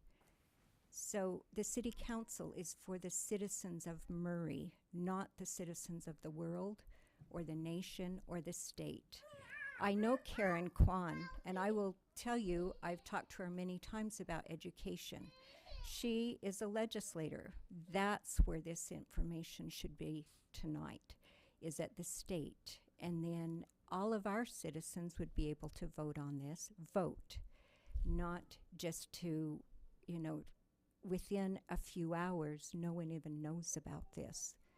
And as a school board member, 100% of my time when I'm sitting in that chair is for the children, not for something else. So, and I know that I have friends up here, but that's just my 2 cents. And thank you. Thank you. Next. My name is Elizabeth Payne. I am a resident of Murray. I didn't prepare anything. I just wanted to come up and let you all know that I support the ERA resolution, and I am grateful that you have brought it up. I do think it represents me as a Murray citizen, and I hope you vote for it. Thank you. Thank you. Next. Welcome. I came today mostly not planning to stand up and speak. I actually live in North Salt Lake, but I have Murray roots. My grandparents lived here in Murray. Your name? Throughout their lives. Kelly Whited Jones. The Whiteds lived in Murray, and my dad graduated from Murray High. And so I appreciate the chance to come and speak to you today. And I want to tell you just briefly, I do represent the Utah ERA Coalition, and I'm proud to do that. I've been involved with them just this year, and I came today dressed as a suffragette, a suffragist, and in part because I have seen an amazing, overwhelming support for votes for women this year as we celebrate the 100th year for women to have the right to vote. So 3 years after women won that vote, the right to vote, Alice Paul, a suffragist, sat down and penned the words for the Equal Rights Amendment. 24 words. Those 24 words cannot be changed from when she submitted this amendment, but they are also reflected in our state constitution, as has been mentioned, from 1896. So why do we need it here in Utah? Why do we care about it here?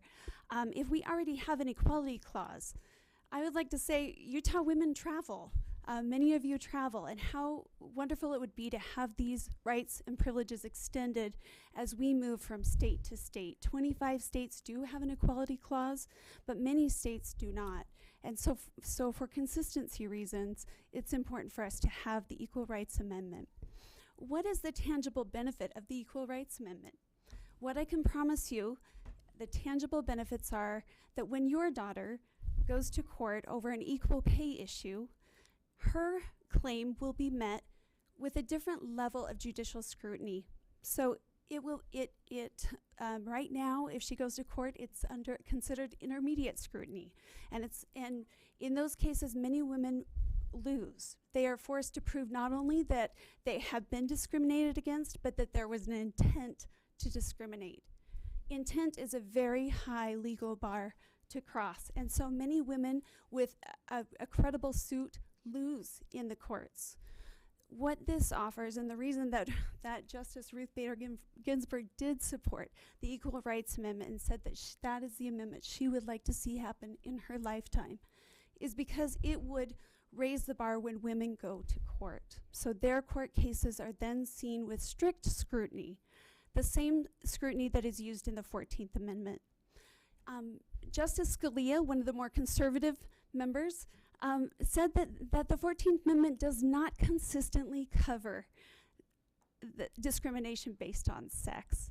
And that's something that you can look up on your own, but he famously said it did not cover discrimination based on sex.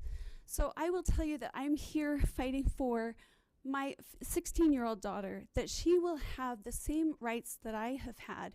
And in the last year, I have seen some of those rights walked back. If you're familiar with the Violence Against Women Act, you will know that it was defunded this year.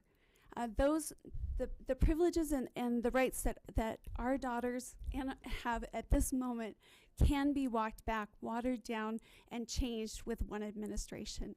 That is why we need the Equal Rights Amendment. I urge you to support it. Thank you. Thank you. Next.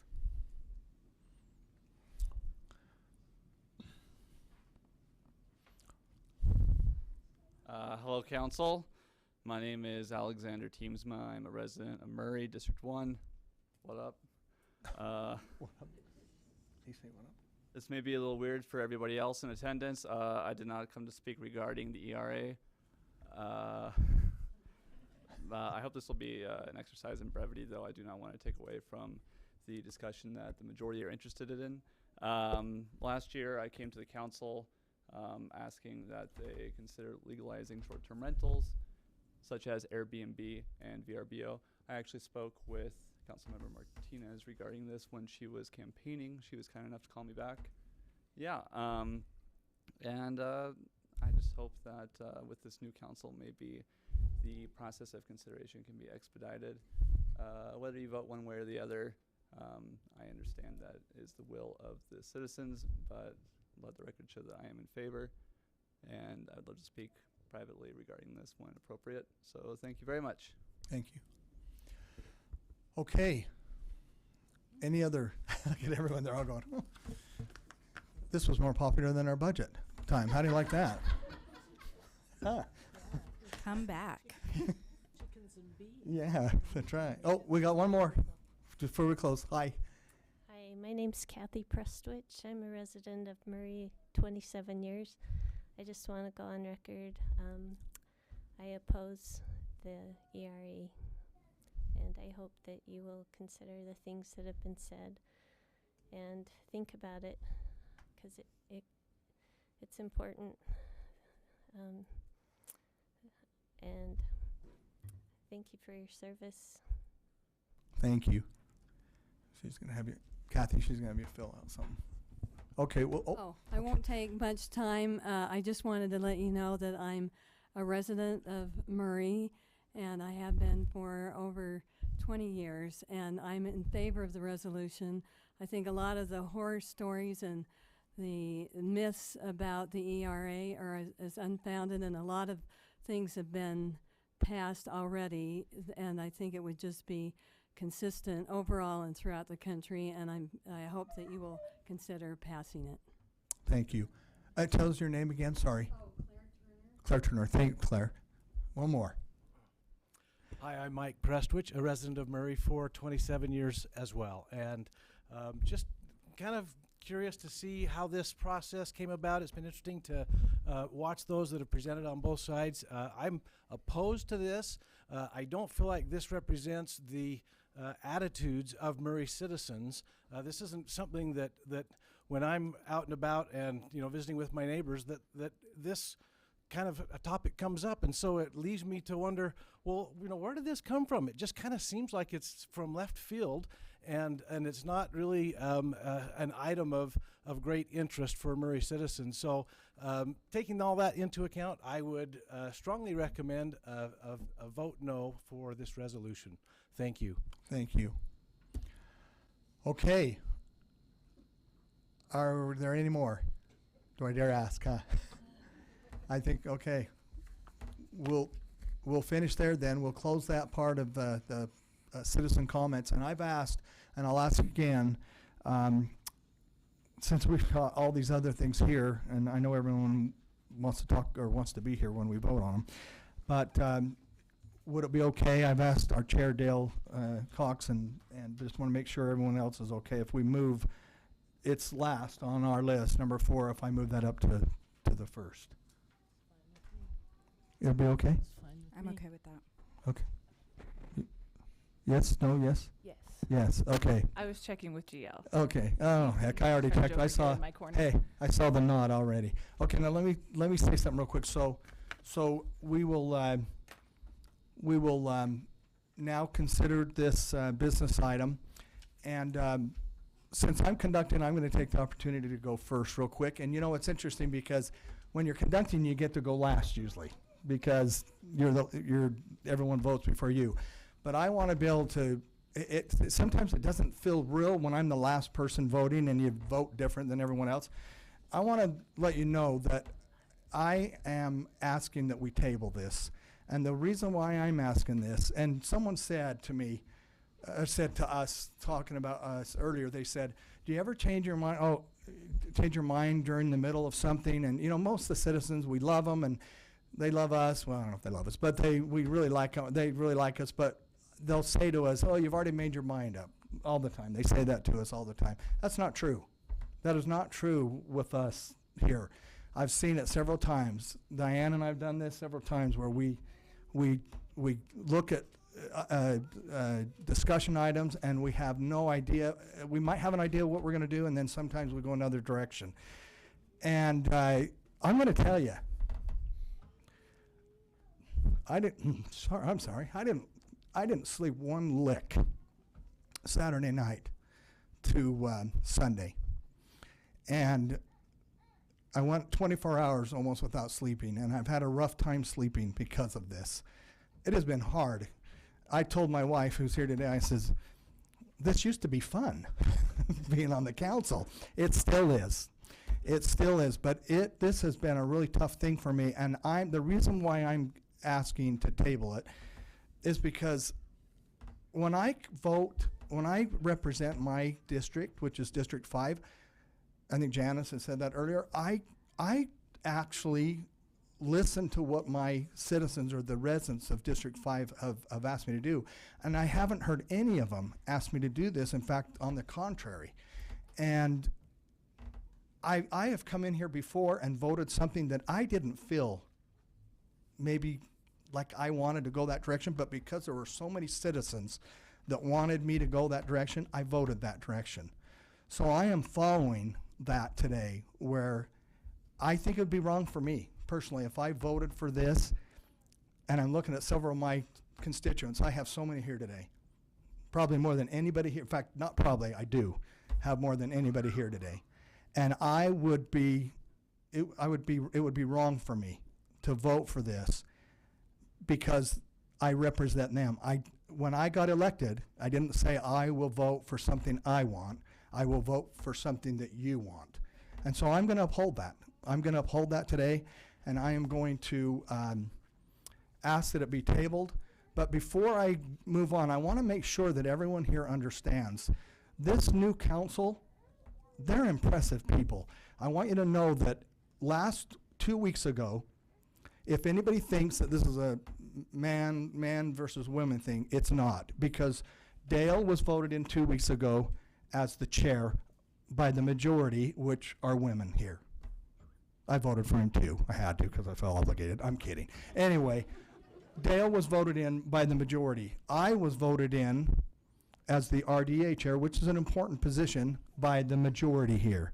So I don't want anybody to think that you've got a new council here and all of a sudden they're going to all go direction of one way, because that is not true, because that did not take place 2 weeks ago. And I want to let each of them know of my appreciation for standing up for what you believe. And I have a lot of respect for these Dale and these women that support this city. They support Murray City, and they are wonderful people. But that's what I would ask, that we table it. And then I've got to read something real quick. Just a minute. Sorry, before we go on. I have to get my glasses. Yes. Okay. So I will. So with that, I need to read the agenda item. Okay. So we're going to move to number 4. We'll consider a resolution in support of ratification by the state of Utah of the Equal Rights Amendment to the United States Constitution. And then I'll turn the time over to Kat, who's presenting. Thank you, Kat. Just for protocol, if you've moved to table, what do we do from there? I don't know. This will be the. Yeah, I'd have to have a second. So I'll see if there's a second. If there's no second, then we'll move on. Is that before or after the resolution is read? Before, I think before, but GL, our attorney. Okay. I think you ought to have the presentation. And Okay. then renew your motion at that point. Kat, will you present, and then we'll do that. Absolutely. All right, I have an introduction to it before I read the resolution. So, in honor of the holiday we recognized yesterday, I wanted to begin with a quote from Reverend Dr. Martin Luther King Jr. In 1965, he said, "The time is always right to do what is right." And I thought for such a movement with such a long history, that felt right. January 26th, 1920, the same year the 19th Amendment passed, which secured women the right to vote, my grandma Nina was born. 3 years later, in 1923, the Equal Rights Amendment, or the ERA, was introduced to Congress. In the years that followed, much progress was made towards gender equality. Whoever you voted for in the 2016 presidential race, I hope you can join my appreciation for the historic moment my grandma got to witness when a woman was on the ballot for the highest office in the land. She passed before the general, but it meant the world to her that she was, born the year women got the right to vote, and that she got to see a woman on the ballot like that. With all the progress we've made, there's still many reasons that the principles of the ERA are both relevant and needed today. Just some quick facts regarding gender inequality. The Supreme Court has determined that gender is not a protected class like race and ethnicity when it comes to the laws and governmental actions. This means that the 14th Amendment, which addresses citizenship rights and equal protection under the law, does not protect women.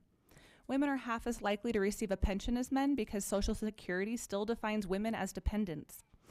56.8% of women over the age of 16 are in the labor force, and yet on average, women are paid less than men for the same jobs. For every dollar that a man makes, a white woman earns 77 cents, a black woman earns 68 cents, and a Latina earns 59 cents. The United States is one of only 7 countries in the world that still hasn't ratified the Convention on the Elimination of Discrimination Against Women, which aims to ensure equal rights for women around the world. We joined South Sudan, Sudan, and Iran with that. A common misconception is that the ERA is all about women, but gender equality is about protecting men's rights as well. When women are compensated fairly for their labor, it benefits their spouse, children, the whole family. Currently, men suffer great discrimination in our nation's family courts. I saw this firsthand with my amazing brother-in-law. This man's the best dad ever. He taught me how to swaddle my babies. When our kids got sick, we called him before our moms. Just an incredible parent. Unfortunately, when he got divorced, we watched him navigate a custody system rigged against him as a man, and it was heartbreaking for him and us and hurtful to his children. There are many myths associated with the ERA that lead to misinformation and confusion. I received a few emails against, and I tried to sum up the top 3 myths that I was hearing. First, an ERA will compel public funding of abortions for Medicaid recipients. Medicaid benefits combine federal and state funds. There are federal minimum benefits of healthcare and services that have to be required. Abortion is not one of them. So the ERA has no mention of abortion in its language, neither explicitly nor implicitly. It's not an abortion law. And with that, I feel personally there's a lot of attacks towards me through all this about Planned Parenthood. I will not deny being a volunteer. I volunteer with a teen mom group for young women who get pregnant and choose to keep their babies. Every Tuesday for a year and a half, I made them dinner, taught them parenting lessons, helped them apply for college, and got them through high school. So I am in no way ashamed of that volunteer association. I'm very proud of it. But this in no way is tied to abortion or Planned Parenthood. Myth 2, sex-segregated prisons, locker rooms, restrooms, and shelters will be illegal. That is also false. An ERA does not mean that men and women have to be treated identically, and that's where a big confusion comes up. It's not about identical treatment, it's about equal treatment. There are privacy and safety considerations that justify separate prisons, locker rooms, bathrooms, shelters for women, and those considerations are already protected under the Constitution. The ERA enhances, does not reduce those protections. And the third one I wanted to identify is that women will be forced to register for the draft. The reality is that Congress already has the power to draft women. They choose not to, but they could. They're under Article 1, Section 8 of the Constitution. It gives Congress the authority to raise armies. It does not specify age or gender. And at the present, the United States doesn't draft anyone, male or female, but relies on a voluntary military. But as a mother of a son and 2 daughters, my heart breaks at the thought of my son being drafted as much as my daughters. Women have participated in various capacities in every war the United States has ever battled. They have fought and died in combat. All branches of the military benefit from their service. The ERA will allow women who choose to build a military career to do so without fear of discrimination. It will guarantee women cannot be denied promotions because of their sex. Utah has a strong history in the fight for gender equality. Women in Utah were the first in the nation to vote, and Utah was the first state to elect a woman as a state senator. The fight for gender equality is not new, but that doesn't mean it's outdated or anywhere near finished. I want my son and daughters to have equal opportunities and protections under the law. A resolution here in Murray at the municipal level tells our community we value our fathers here in Murray as much as our mothers, and that we believe in equal work for equal pay. As an employer of many employees from Murray City, I think that's a really powerful message. We're not members of Congress here in this room, nor are we members of the state legislature. I ran for city council because I believe in focusing on local community first, and I believe I am sticking with that with this resolution. Murray has always prided itself in being independent and standing strong in its values. Because of its history of independence and fortitude, I believe it's not only appropriate but necessary for Murray to resolve to its citizens a commitment to gender equality. This resolution tells the state legislature that yes, we urge them to vote to ratify the ERA, but that if they don't, we here in Murray honor its spirit by passing this resolution and telling our citizens that the leaders value them all equally. I hear, but there's a woman majority. We did it. We fixed sexism. When women rise, when any minority rises, we should reach down to lift up others. And that's what I feel this does.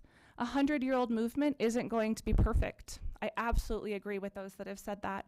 The ERA doesn't take us across the finish line, but it's a meaningful step in the right direction, and we must keep moving forward.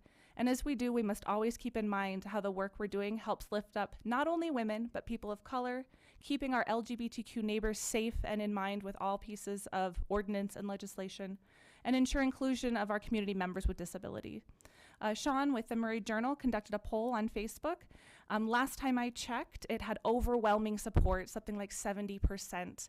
And the messages I've gotten today, emails, text messages, similarly, it's been a similar number, 70% in favor.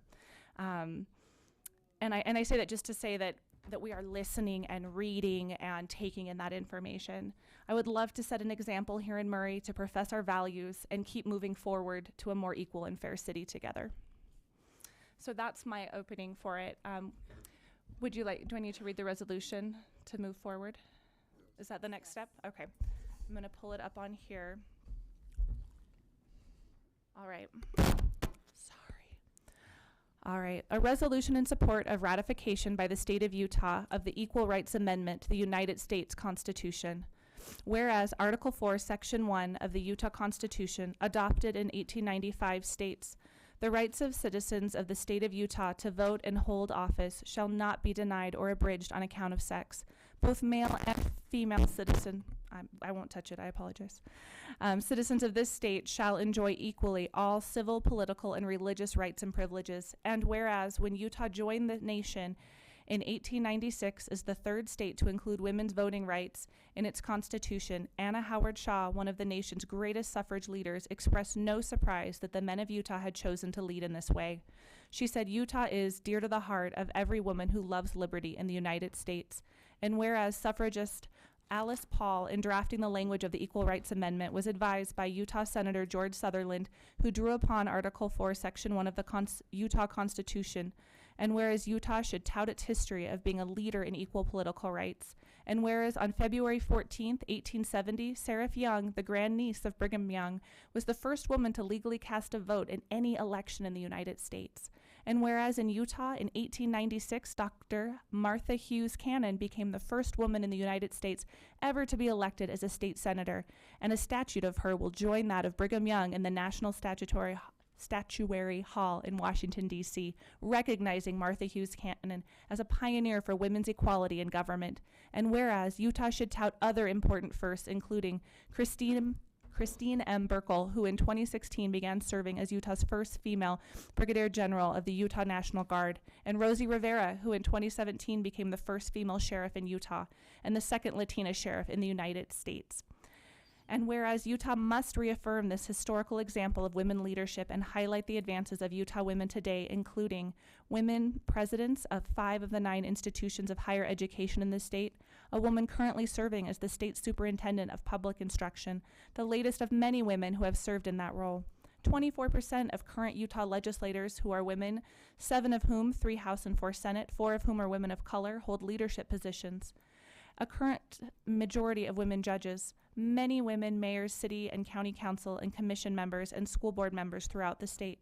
And whereas Utah has had women lead in all 3 branches of government, including Rebecca D. Lockhart, who served as Speaker of the House of Representatives from 2010 to 2014. Christine M. Durham, who was appointed to the Utah Supreme Court in 1982 and served the distinction for 35 years, including 10 years as Chief Justice, and Olenas Walker, who served as Lieutenant Governor in Utah 1993 to 2003 and then as Governor 2003 to 2005. And whereas there is reason to celebrate the historic and ongoing accomplishments of women and their role in numerous positions of importance in the state, and to affirm the autonomy and independence of women to pursue opportunities to serve as elected, appointed, and hired leaders in the state, and to recognize our historical roots of women's equal political rights.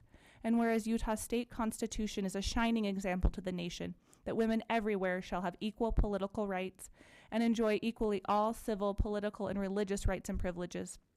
And whereas equality under the law is fundamental value of the United States and the people of Utah, and whereas legislation and court decisions have increased women's access to education, employment, and public service, whereas the same legislation can be repealed and the Supreme Court may strike legislation or retreat from its own precedent, thereby eliminating or abridging legal rights currently enjoyed by women, girls, and their families. Whereas Utah residents value the continued participation of women in education, the military, public service, and other spheres of our society. And whereas the inclusion of the Equal Rights Amendment in the Constitution would require courts to apply the same strict level of scrutiny it applies to test the constitutionality of government action based on race, religion, or national origin. And whereas an overwhelming majority of American citizens reported in a 2015 poll that they support an amendment to the United States Constitution to guarantee equal rights for both men and women, and whereas an overwhelming majority of women citizens report in a 2020 poll that they support an amendment to the United States Constitution to guarantee equal rights for both men and women, And whereas the Equal Rights Amendment was passed in 1972 by Congress, which imposed a 7-year ratification deadline on states, later extended to 10 years. And whereas the Constitution does not expressly authorize Congress to impose ratification deadlines on the states, and moreover, if Congress does have such power, that it also has the power to extend or eliminate its deadlines. Whereas the American Bar Association reaffirmed its support for ratification of the Equal Rights Amendment in 2016, whereas well after the 1982 deadline set by Congress, Nevada in 2017 and Illinois in 2018 ratified the Equal Rights Amendment, bringing the total number of states that have ratified the amendment to 37, just one shy of the 38 needed to satisfy the constitutional requirement that an amendment be ratified by 3/4 of the states to become valid.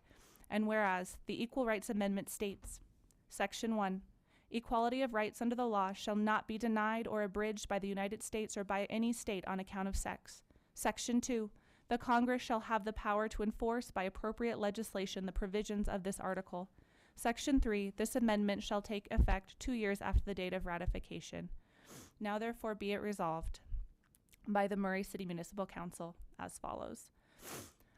It hereby urges the legislature of the state of Utah to ratify the Equal Rights Amendment to the U.S. Constitution as proposed by Congress on March 22nd, 1972 during the 2020 legislative session.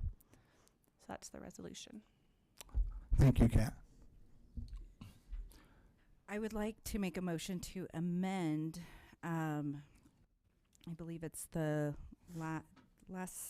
second to the last paragraph, where it states, whereas well after 1982 deadline set by Congress, Nevada in 2017 and Illinois in 2018 ratified the Equal Rights Amendment, bringing the total number of states that have ratified the amendment, I would like to change 37 to 38, just one shy, and then we can exclude, I believe, that next portion, correct? Thank you. It was written before Virginia. Right.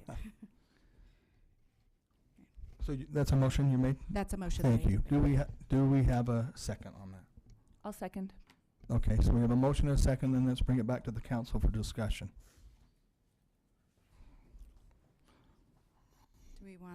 Do we vote to just be talking about the amended version? So we're with the.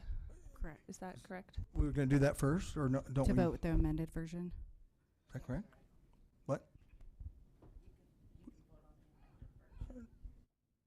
So we amend on, okay, we'll vote on the amended version and then vote on the, or that And would on be it, table right? or not. Yeah, so that would Just be so it. we're let's- voting on the right version with the updated We'll vote Virginia on in there. the version that was motioned was the amended This version. is the boring vote. Right. Okay. Okay, so now we'll still bring it back to the council before we take that vote. That's That was the okay. That was the amendment. No, That's okay. Yes, it would Yeah, be you did. Virginia as the 38th state. You could put in there where it says Nevada 2017, Illinois 2018, and Virginia 2020. Say that again, Jill. We'll just put Virginia in ratified in 2020. Yeah, Virginia ratified in 2020. Okay. Along with that. Thank you. Okay, thank you. Okay, bring it back to the council for discussion. Okay. Go I ahead, would- Diane. Yeah, please.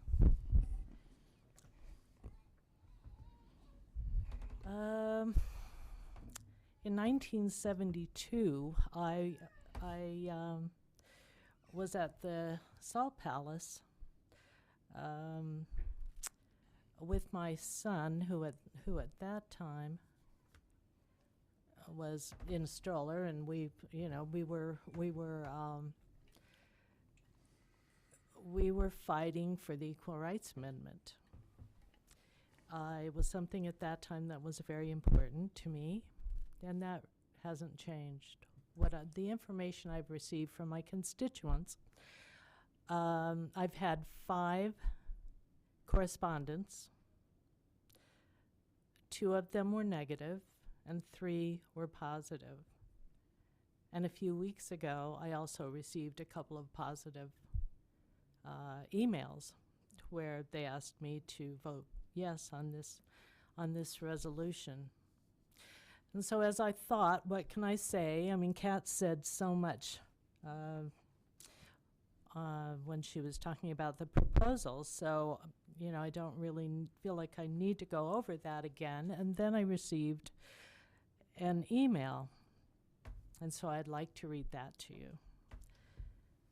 says, Dear Councilperson Turner, I recently heard that the Murray City Council was considering officially supporting the Equal Rights Amendment.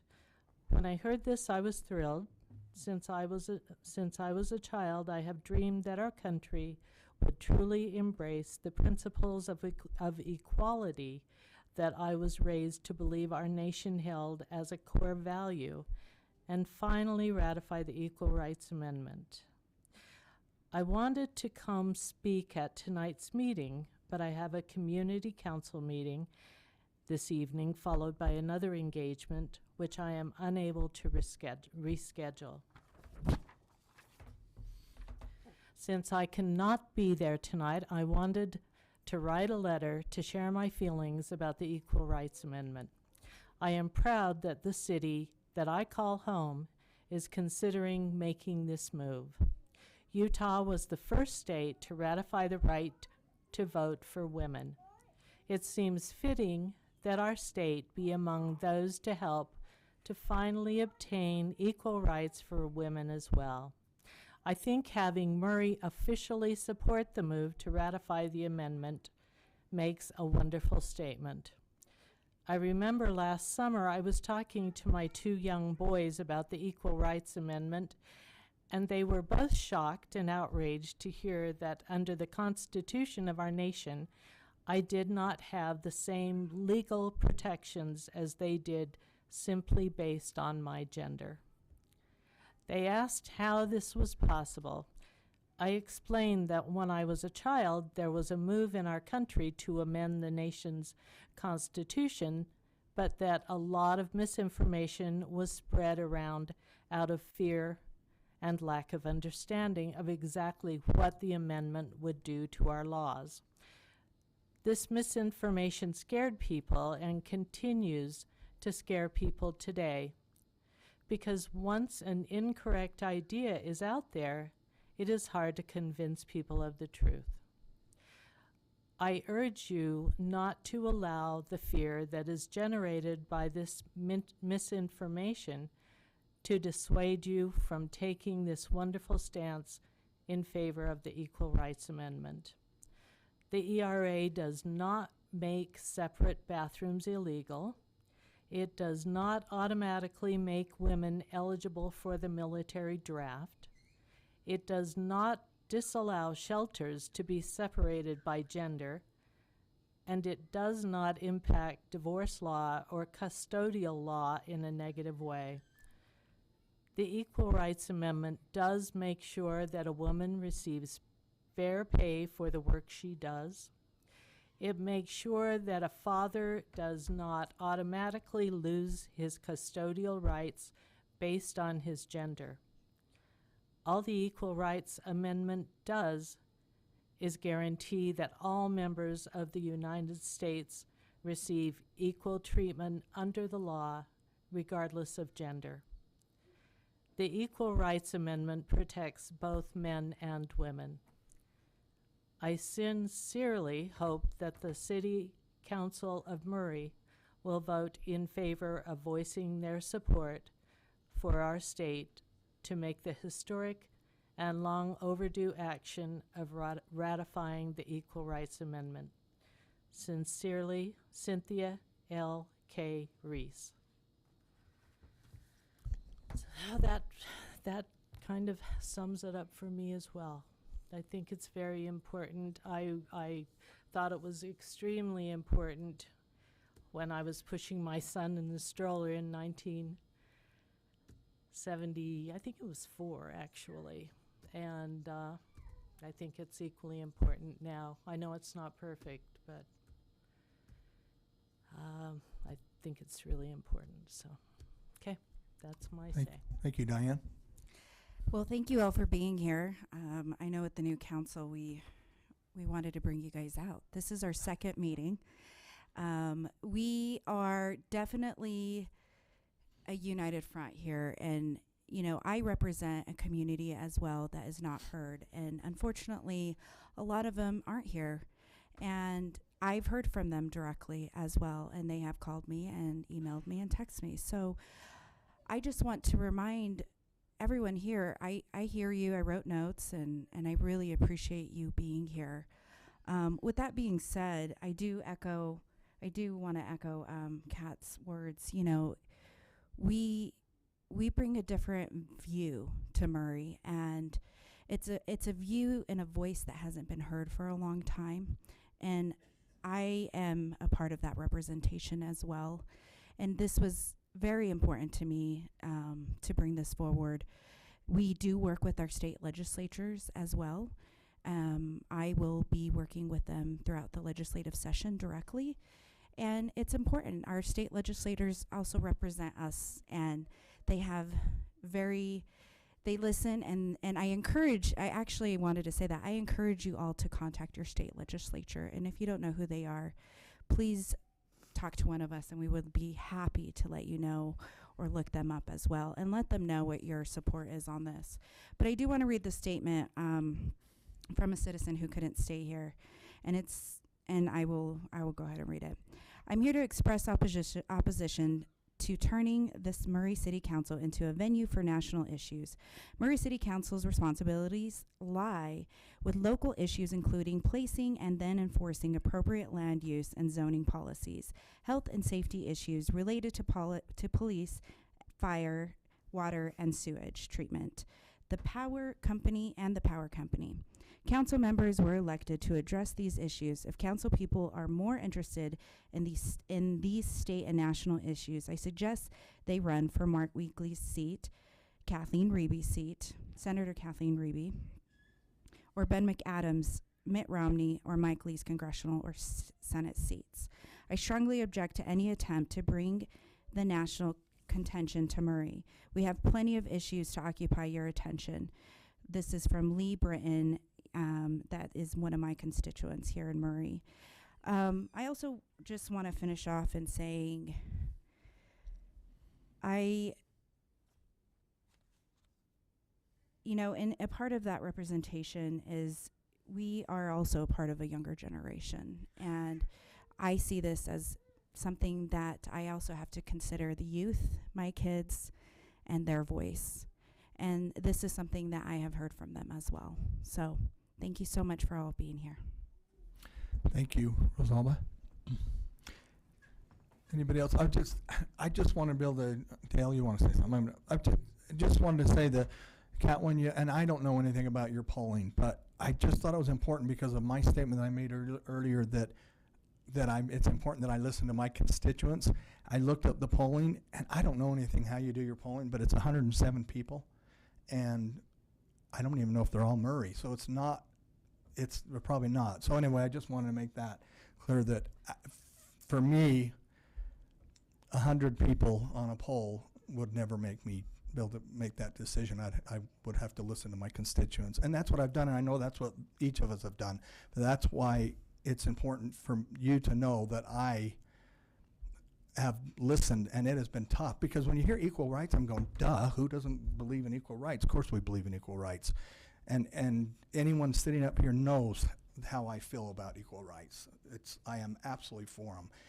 Just for this amendment, a resolution, I listened to my residents, and I felt it would be wrong for me to do anything else but ask it to be tabled. So I don't even know where it goes. It was motioned. I don't even know what happens after it's already been motioned and seconded. I thought it had been seconded. I thought you did. I don't know. I thought we still had seconded it. The amended version. The amended version. Okay. So. Just we're talking about the fresh one. Okay. Look at Dale. God, I'm glad I came tonight. I've listened to both sides. I've always been an advocate through my whole career of equal rights. It never mattered to me whether you're a man, a woman, what your race was, what your sexual orientation was. Could you do the job? Could you? And if you did, you should get equal pay. You should get equal protection. This is rough because Brett's right. And this constituent of Rosalba's is right. It's hard to get into national issues and state issues. with that, I have constituents on both sides of the aisle, so no matter what I do, I'm wrong.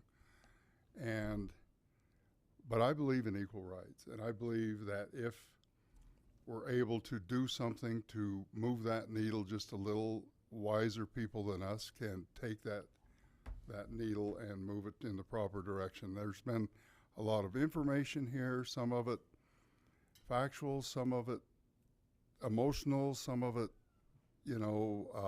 has moved me. I've changed my mind 15 times tonight. But the fact, Councilwoman Martinez gave a great presentation, and in getting rid of some of the myths about what this means, I applaud her for that. And this really is a hard decision for me. It really isn't a hard decision for me because I believe in equal rights. There's so much emotion around it. There's so much misinformation. There's so much good information. And I understand Brett's circumstance as well. But I think if we move this forward, I think it makes a statement. And it also lets people know that this issue isn't dead. Are there things we don't like about it? Yes. Are there things we don't like about zoning changes? Yes. Are there things we like about it? Yes. It's a very emotional decision. It's a very hard decision, but I think it's the right decision. Thank you. Thank you, Dale. Anything else before we move on for the vote? Okay, we appreciate I appreciate all that everyone has done. Are you ready for a motion? I'm ready. Okay. I move approval of a resolution in support of ratification by the state of Utah of the Equal Rights Amendment to the United States Constitution as amended. So don't we have to already take care of did that. Brett's first? Didn't Brett have a motion? No one There was no seconded it. second from mine. I will second that. Diane's. Sorry, to Thank you, Diane's, yeah, yes. okay. Thank you. Sorry, Brad. No, you're good. You're good. Okay, so we have a motion and a second to move forward. Jennifer. Aye. Aye. Aye. Aye. I will abstain. Motion passes. Thank you.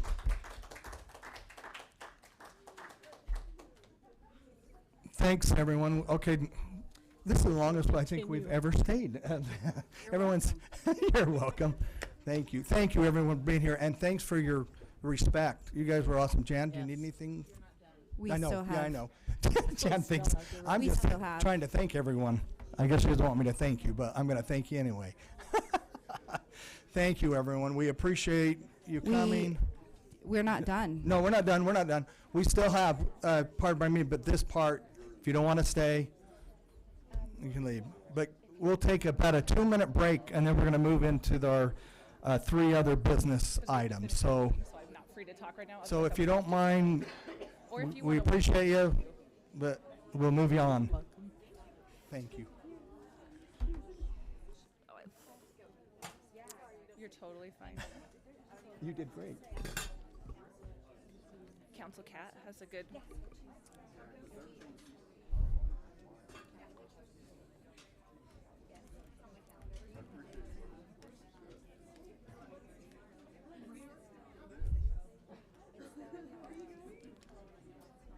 Okay, we're almost ready to start our rest of our business items.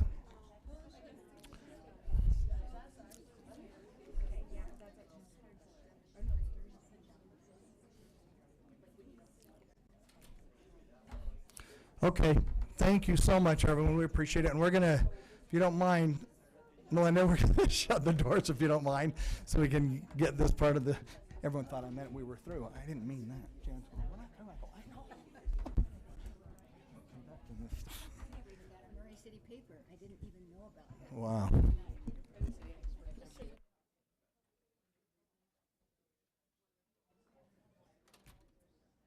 Okay. So we'll go ahead and go on to business. We'll go back up to business item number 1. Is that where I'm at? Make sure everyone that thanks. Thank you. My should have goodness, there's a asked. lot of. We should have asked everybody to stay for the Yeah, actual man, city issues. Can you imagine? I thought about that, Rosalba. Okay, so. All right, our first item on, really second item, is to consider resolution approving an interlocal, we've lost our mayor and our council. Maybe I better, I'll probably give him a minute. I look over there and I see Jennifer looking at me and waving, and I thought, something looks really odd over there. You know what? It looks good, to be honest with you.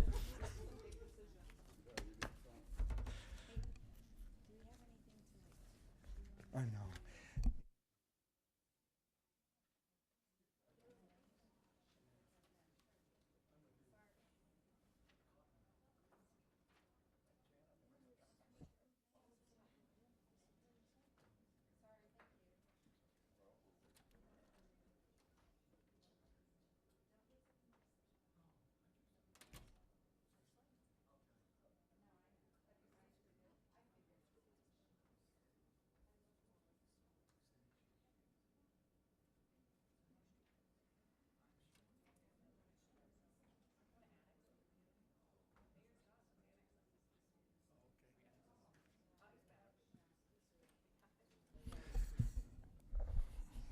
Do we have to wait for JL Mayor, or do we go?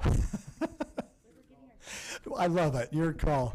I love it. Oh, yeah. See, GL, I said, the mayor said, go ahead and go, and I said, no way. I said, we're waiting for GL. I'm kidding. He didn't say that. I just want to express again, and I'm not tons of you left here, but those watching and everything. Oh, Jan, thank you so much.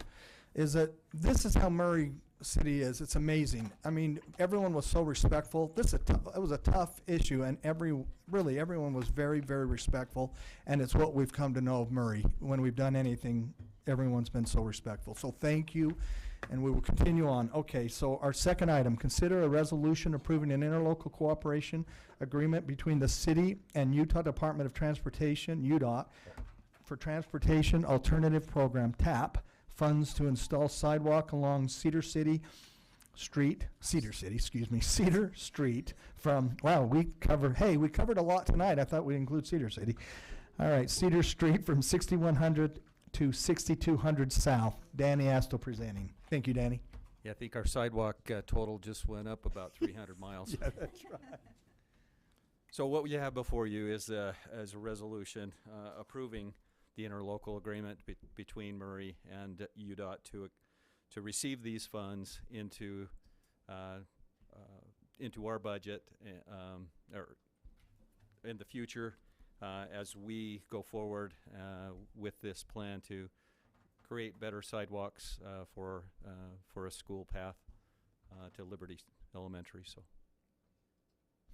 Okay, Any look at that. questions? He already talked to us at Committee of the Whole about this, so we're tuned in on this. But any questions for Danny? No, I just want to say thank you for this. I have 3 kids who walk to and from school quite a bit, and those sidewalks are so important for our public safety. So thank you for everything you do to get us funds to help us do that.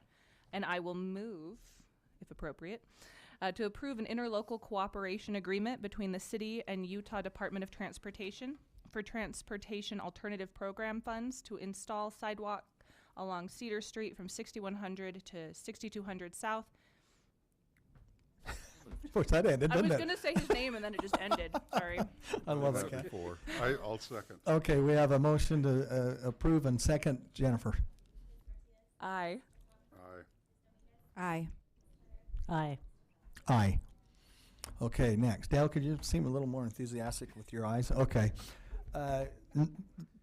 Second, consider resolution approving an interlocal cooperation agreement between the city and Utah Department of Transportation to receive financing from the federal aid highway funds for the roadway project at Vine Street, 1300 East of Van Winkle.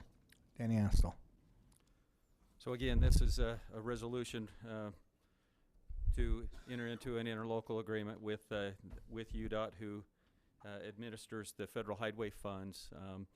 And we have been awarded these funds several years ago, but we're ready to receive those funds to, number one, finish paying for the first section, and then get moving on the second section and start the design and neighborhood engagement.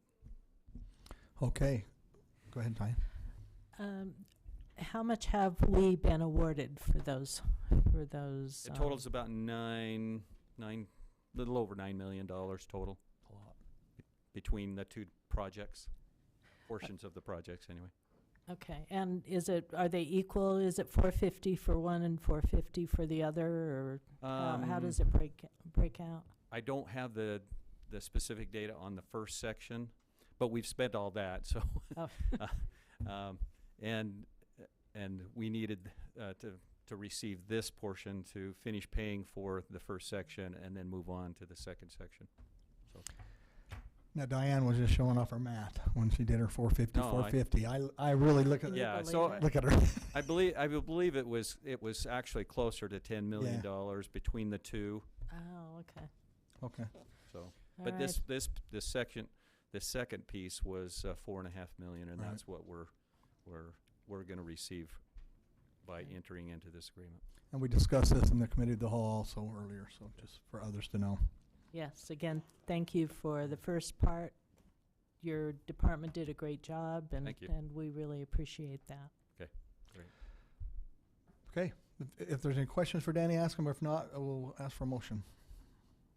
Okay, I'll make a motion to approve the resolution approving an interlocal cooperation agreement between the city and the Utah Department of Transportation to receive financing from the federal aid highway funds for the roadway project at Vine Street, 13th East to Van Winkle. I will second. Okay, we have a motion and a second. Jennifer. Aye. Aye. Aye. Aye. Aye. Thank you. Okay, thanks, Danny. Next, we have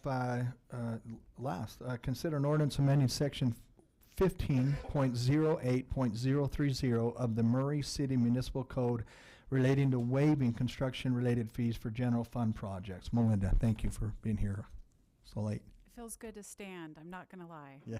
So, as you mentioned, this is a request from staff to have Title 15, Section 8.0.030 amended. This is the portion of our city code that states the council, or that the city will charge fees for all commercial and residential development building permits that are issued. We are requesting the council amend that to allow a paragraph that would state that we would waive building permit fees for general fund city projects. So what that would do essentially is keep the city from charging itself building permit fees on items that come forward out of the general fund. We have a number of projects coming up in the next few months that would fit into this category. The pavilions for the park. We have the city hall that will be starting construction on in the next few months. We also have the Murray Theater. So in instances like this, we would just waive the building permit fees, and it essentially saves us from shuffling money from one fund to another. I do want to, someone asked earlier, or wanted me to mention that this does not include impact fees, it's only the building permit fees. We would not waive the requirement for building inspections. We still would conduct all the inspections, we just wouldn't be charging ourselves the fees for doing that.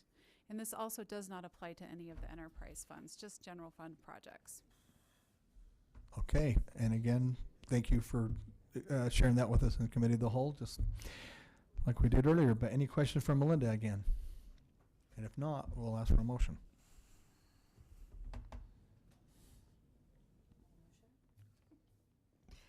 I motion that we consider an ordinance amending section 15.08.030 of the Murray City Municipal Code relating to waiving construction-related fees for general fund projects. Second. Okay, we have a motion to approve and a second. Jennifer? Aye. Aye. Aye. Aye. Aye. Thank you, Melinda. Mayor, what are you doing? It's all yours. Thank you. Just a couple things tonight. I know it was mentioned in the Chamber of Commerce report and in Jan's announcements earlier, but I just wanted, for a third time's the charm, for the benefit of the public, I wanted to note the Chamber of Commerce partnered with IMC, is hosting a legislative breakfast this Saturday morning, January 25th, over at the Intermountain Medical Center in the Doty Education Center, which is in Building 6. And it's a great opportunity to come. It's only going to be an hour, from 9 o'clock to 10 o'clock in the morning. And it's a great opportunity for the citizens to interact with our Murray legislators. And plus, there'll be a good breakfast there, too. So, also, we've been talking about, for the past year, about our Parks and Recreation Master Plan. It will be shared this week with the public. Finally, we hope to have it posted either Thursday or Friday on our website and on social media. And we want to invite the public to review it and give us any other feedback that they may have. The plan is scheduled to come before you, the City Council, on March 17th for approval. So invite you to look at it as well, obviously, to take a look, because you're going to be approving the finished product. Okay. And finally, the gentleman that spoke earlier, Alex Teasma, I think it was. Are you still here, Alex? Yeah. Oh, okay. I love it. He's just I'm so sorry. The issue of overnight rentals has been a topic of discussion very recently, just a few days ago, in fact, with my staff. And we have met with Melinda's department as well as legal, and talked about the concerns that we have with our current ordinance. We're finding that it's not really enforceable. Our prosecutor is not able to prosecute for various reasons, and it really does need to be fixed. So what I've done is I've instructed the Melinda and the CED department to come up with some options to look at, to bring to you as a council with a range of options, whether it be to go all in and allow them anywhere, or whether it be to restrict them to certain areas, and maybe a couple of options in between. So we will be sending to you a few options here in the near future. They're going to be working on those over the next couple of months. So I just wanted to make you aware of that, since you brought it up again this evening. So. Okay. And that's all I have. All right. Any questions for the mayor? All right. Well, thanks, Mayor, and thanks, GL, for all your help. So we appreciate it. And everyone, thank you, and thank you. We're adjourned.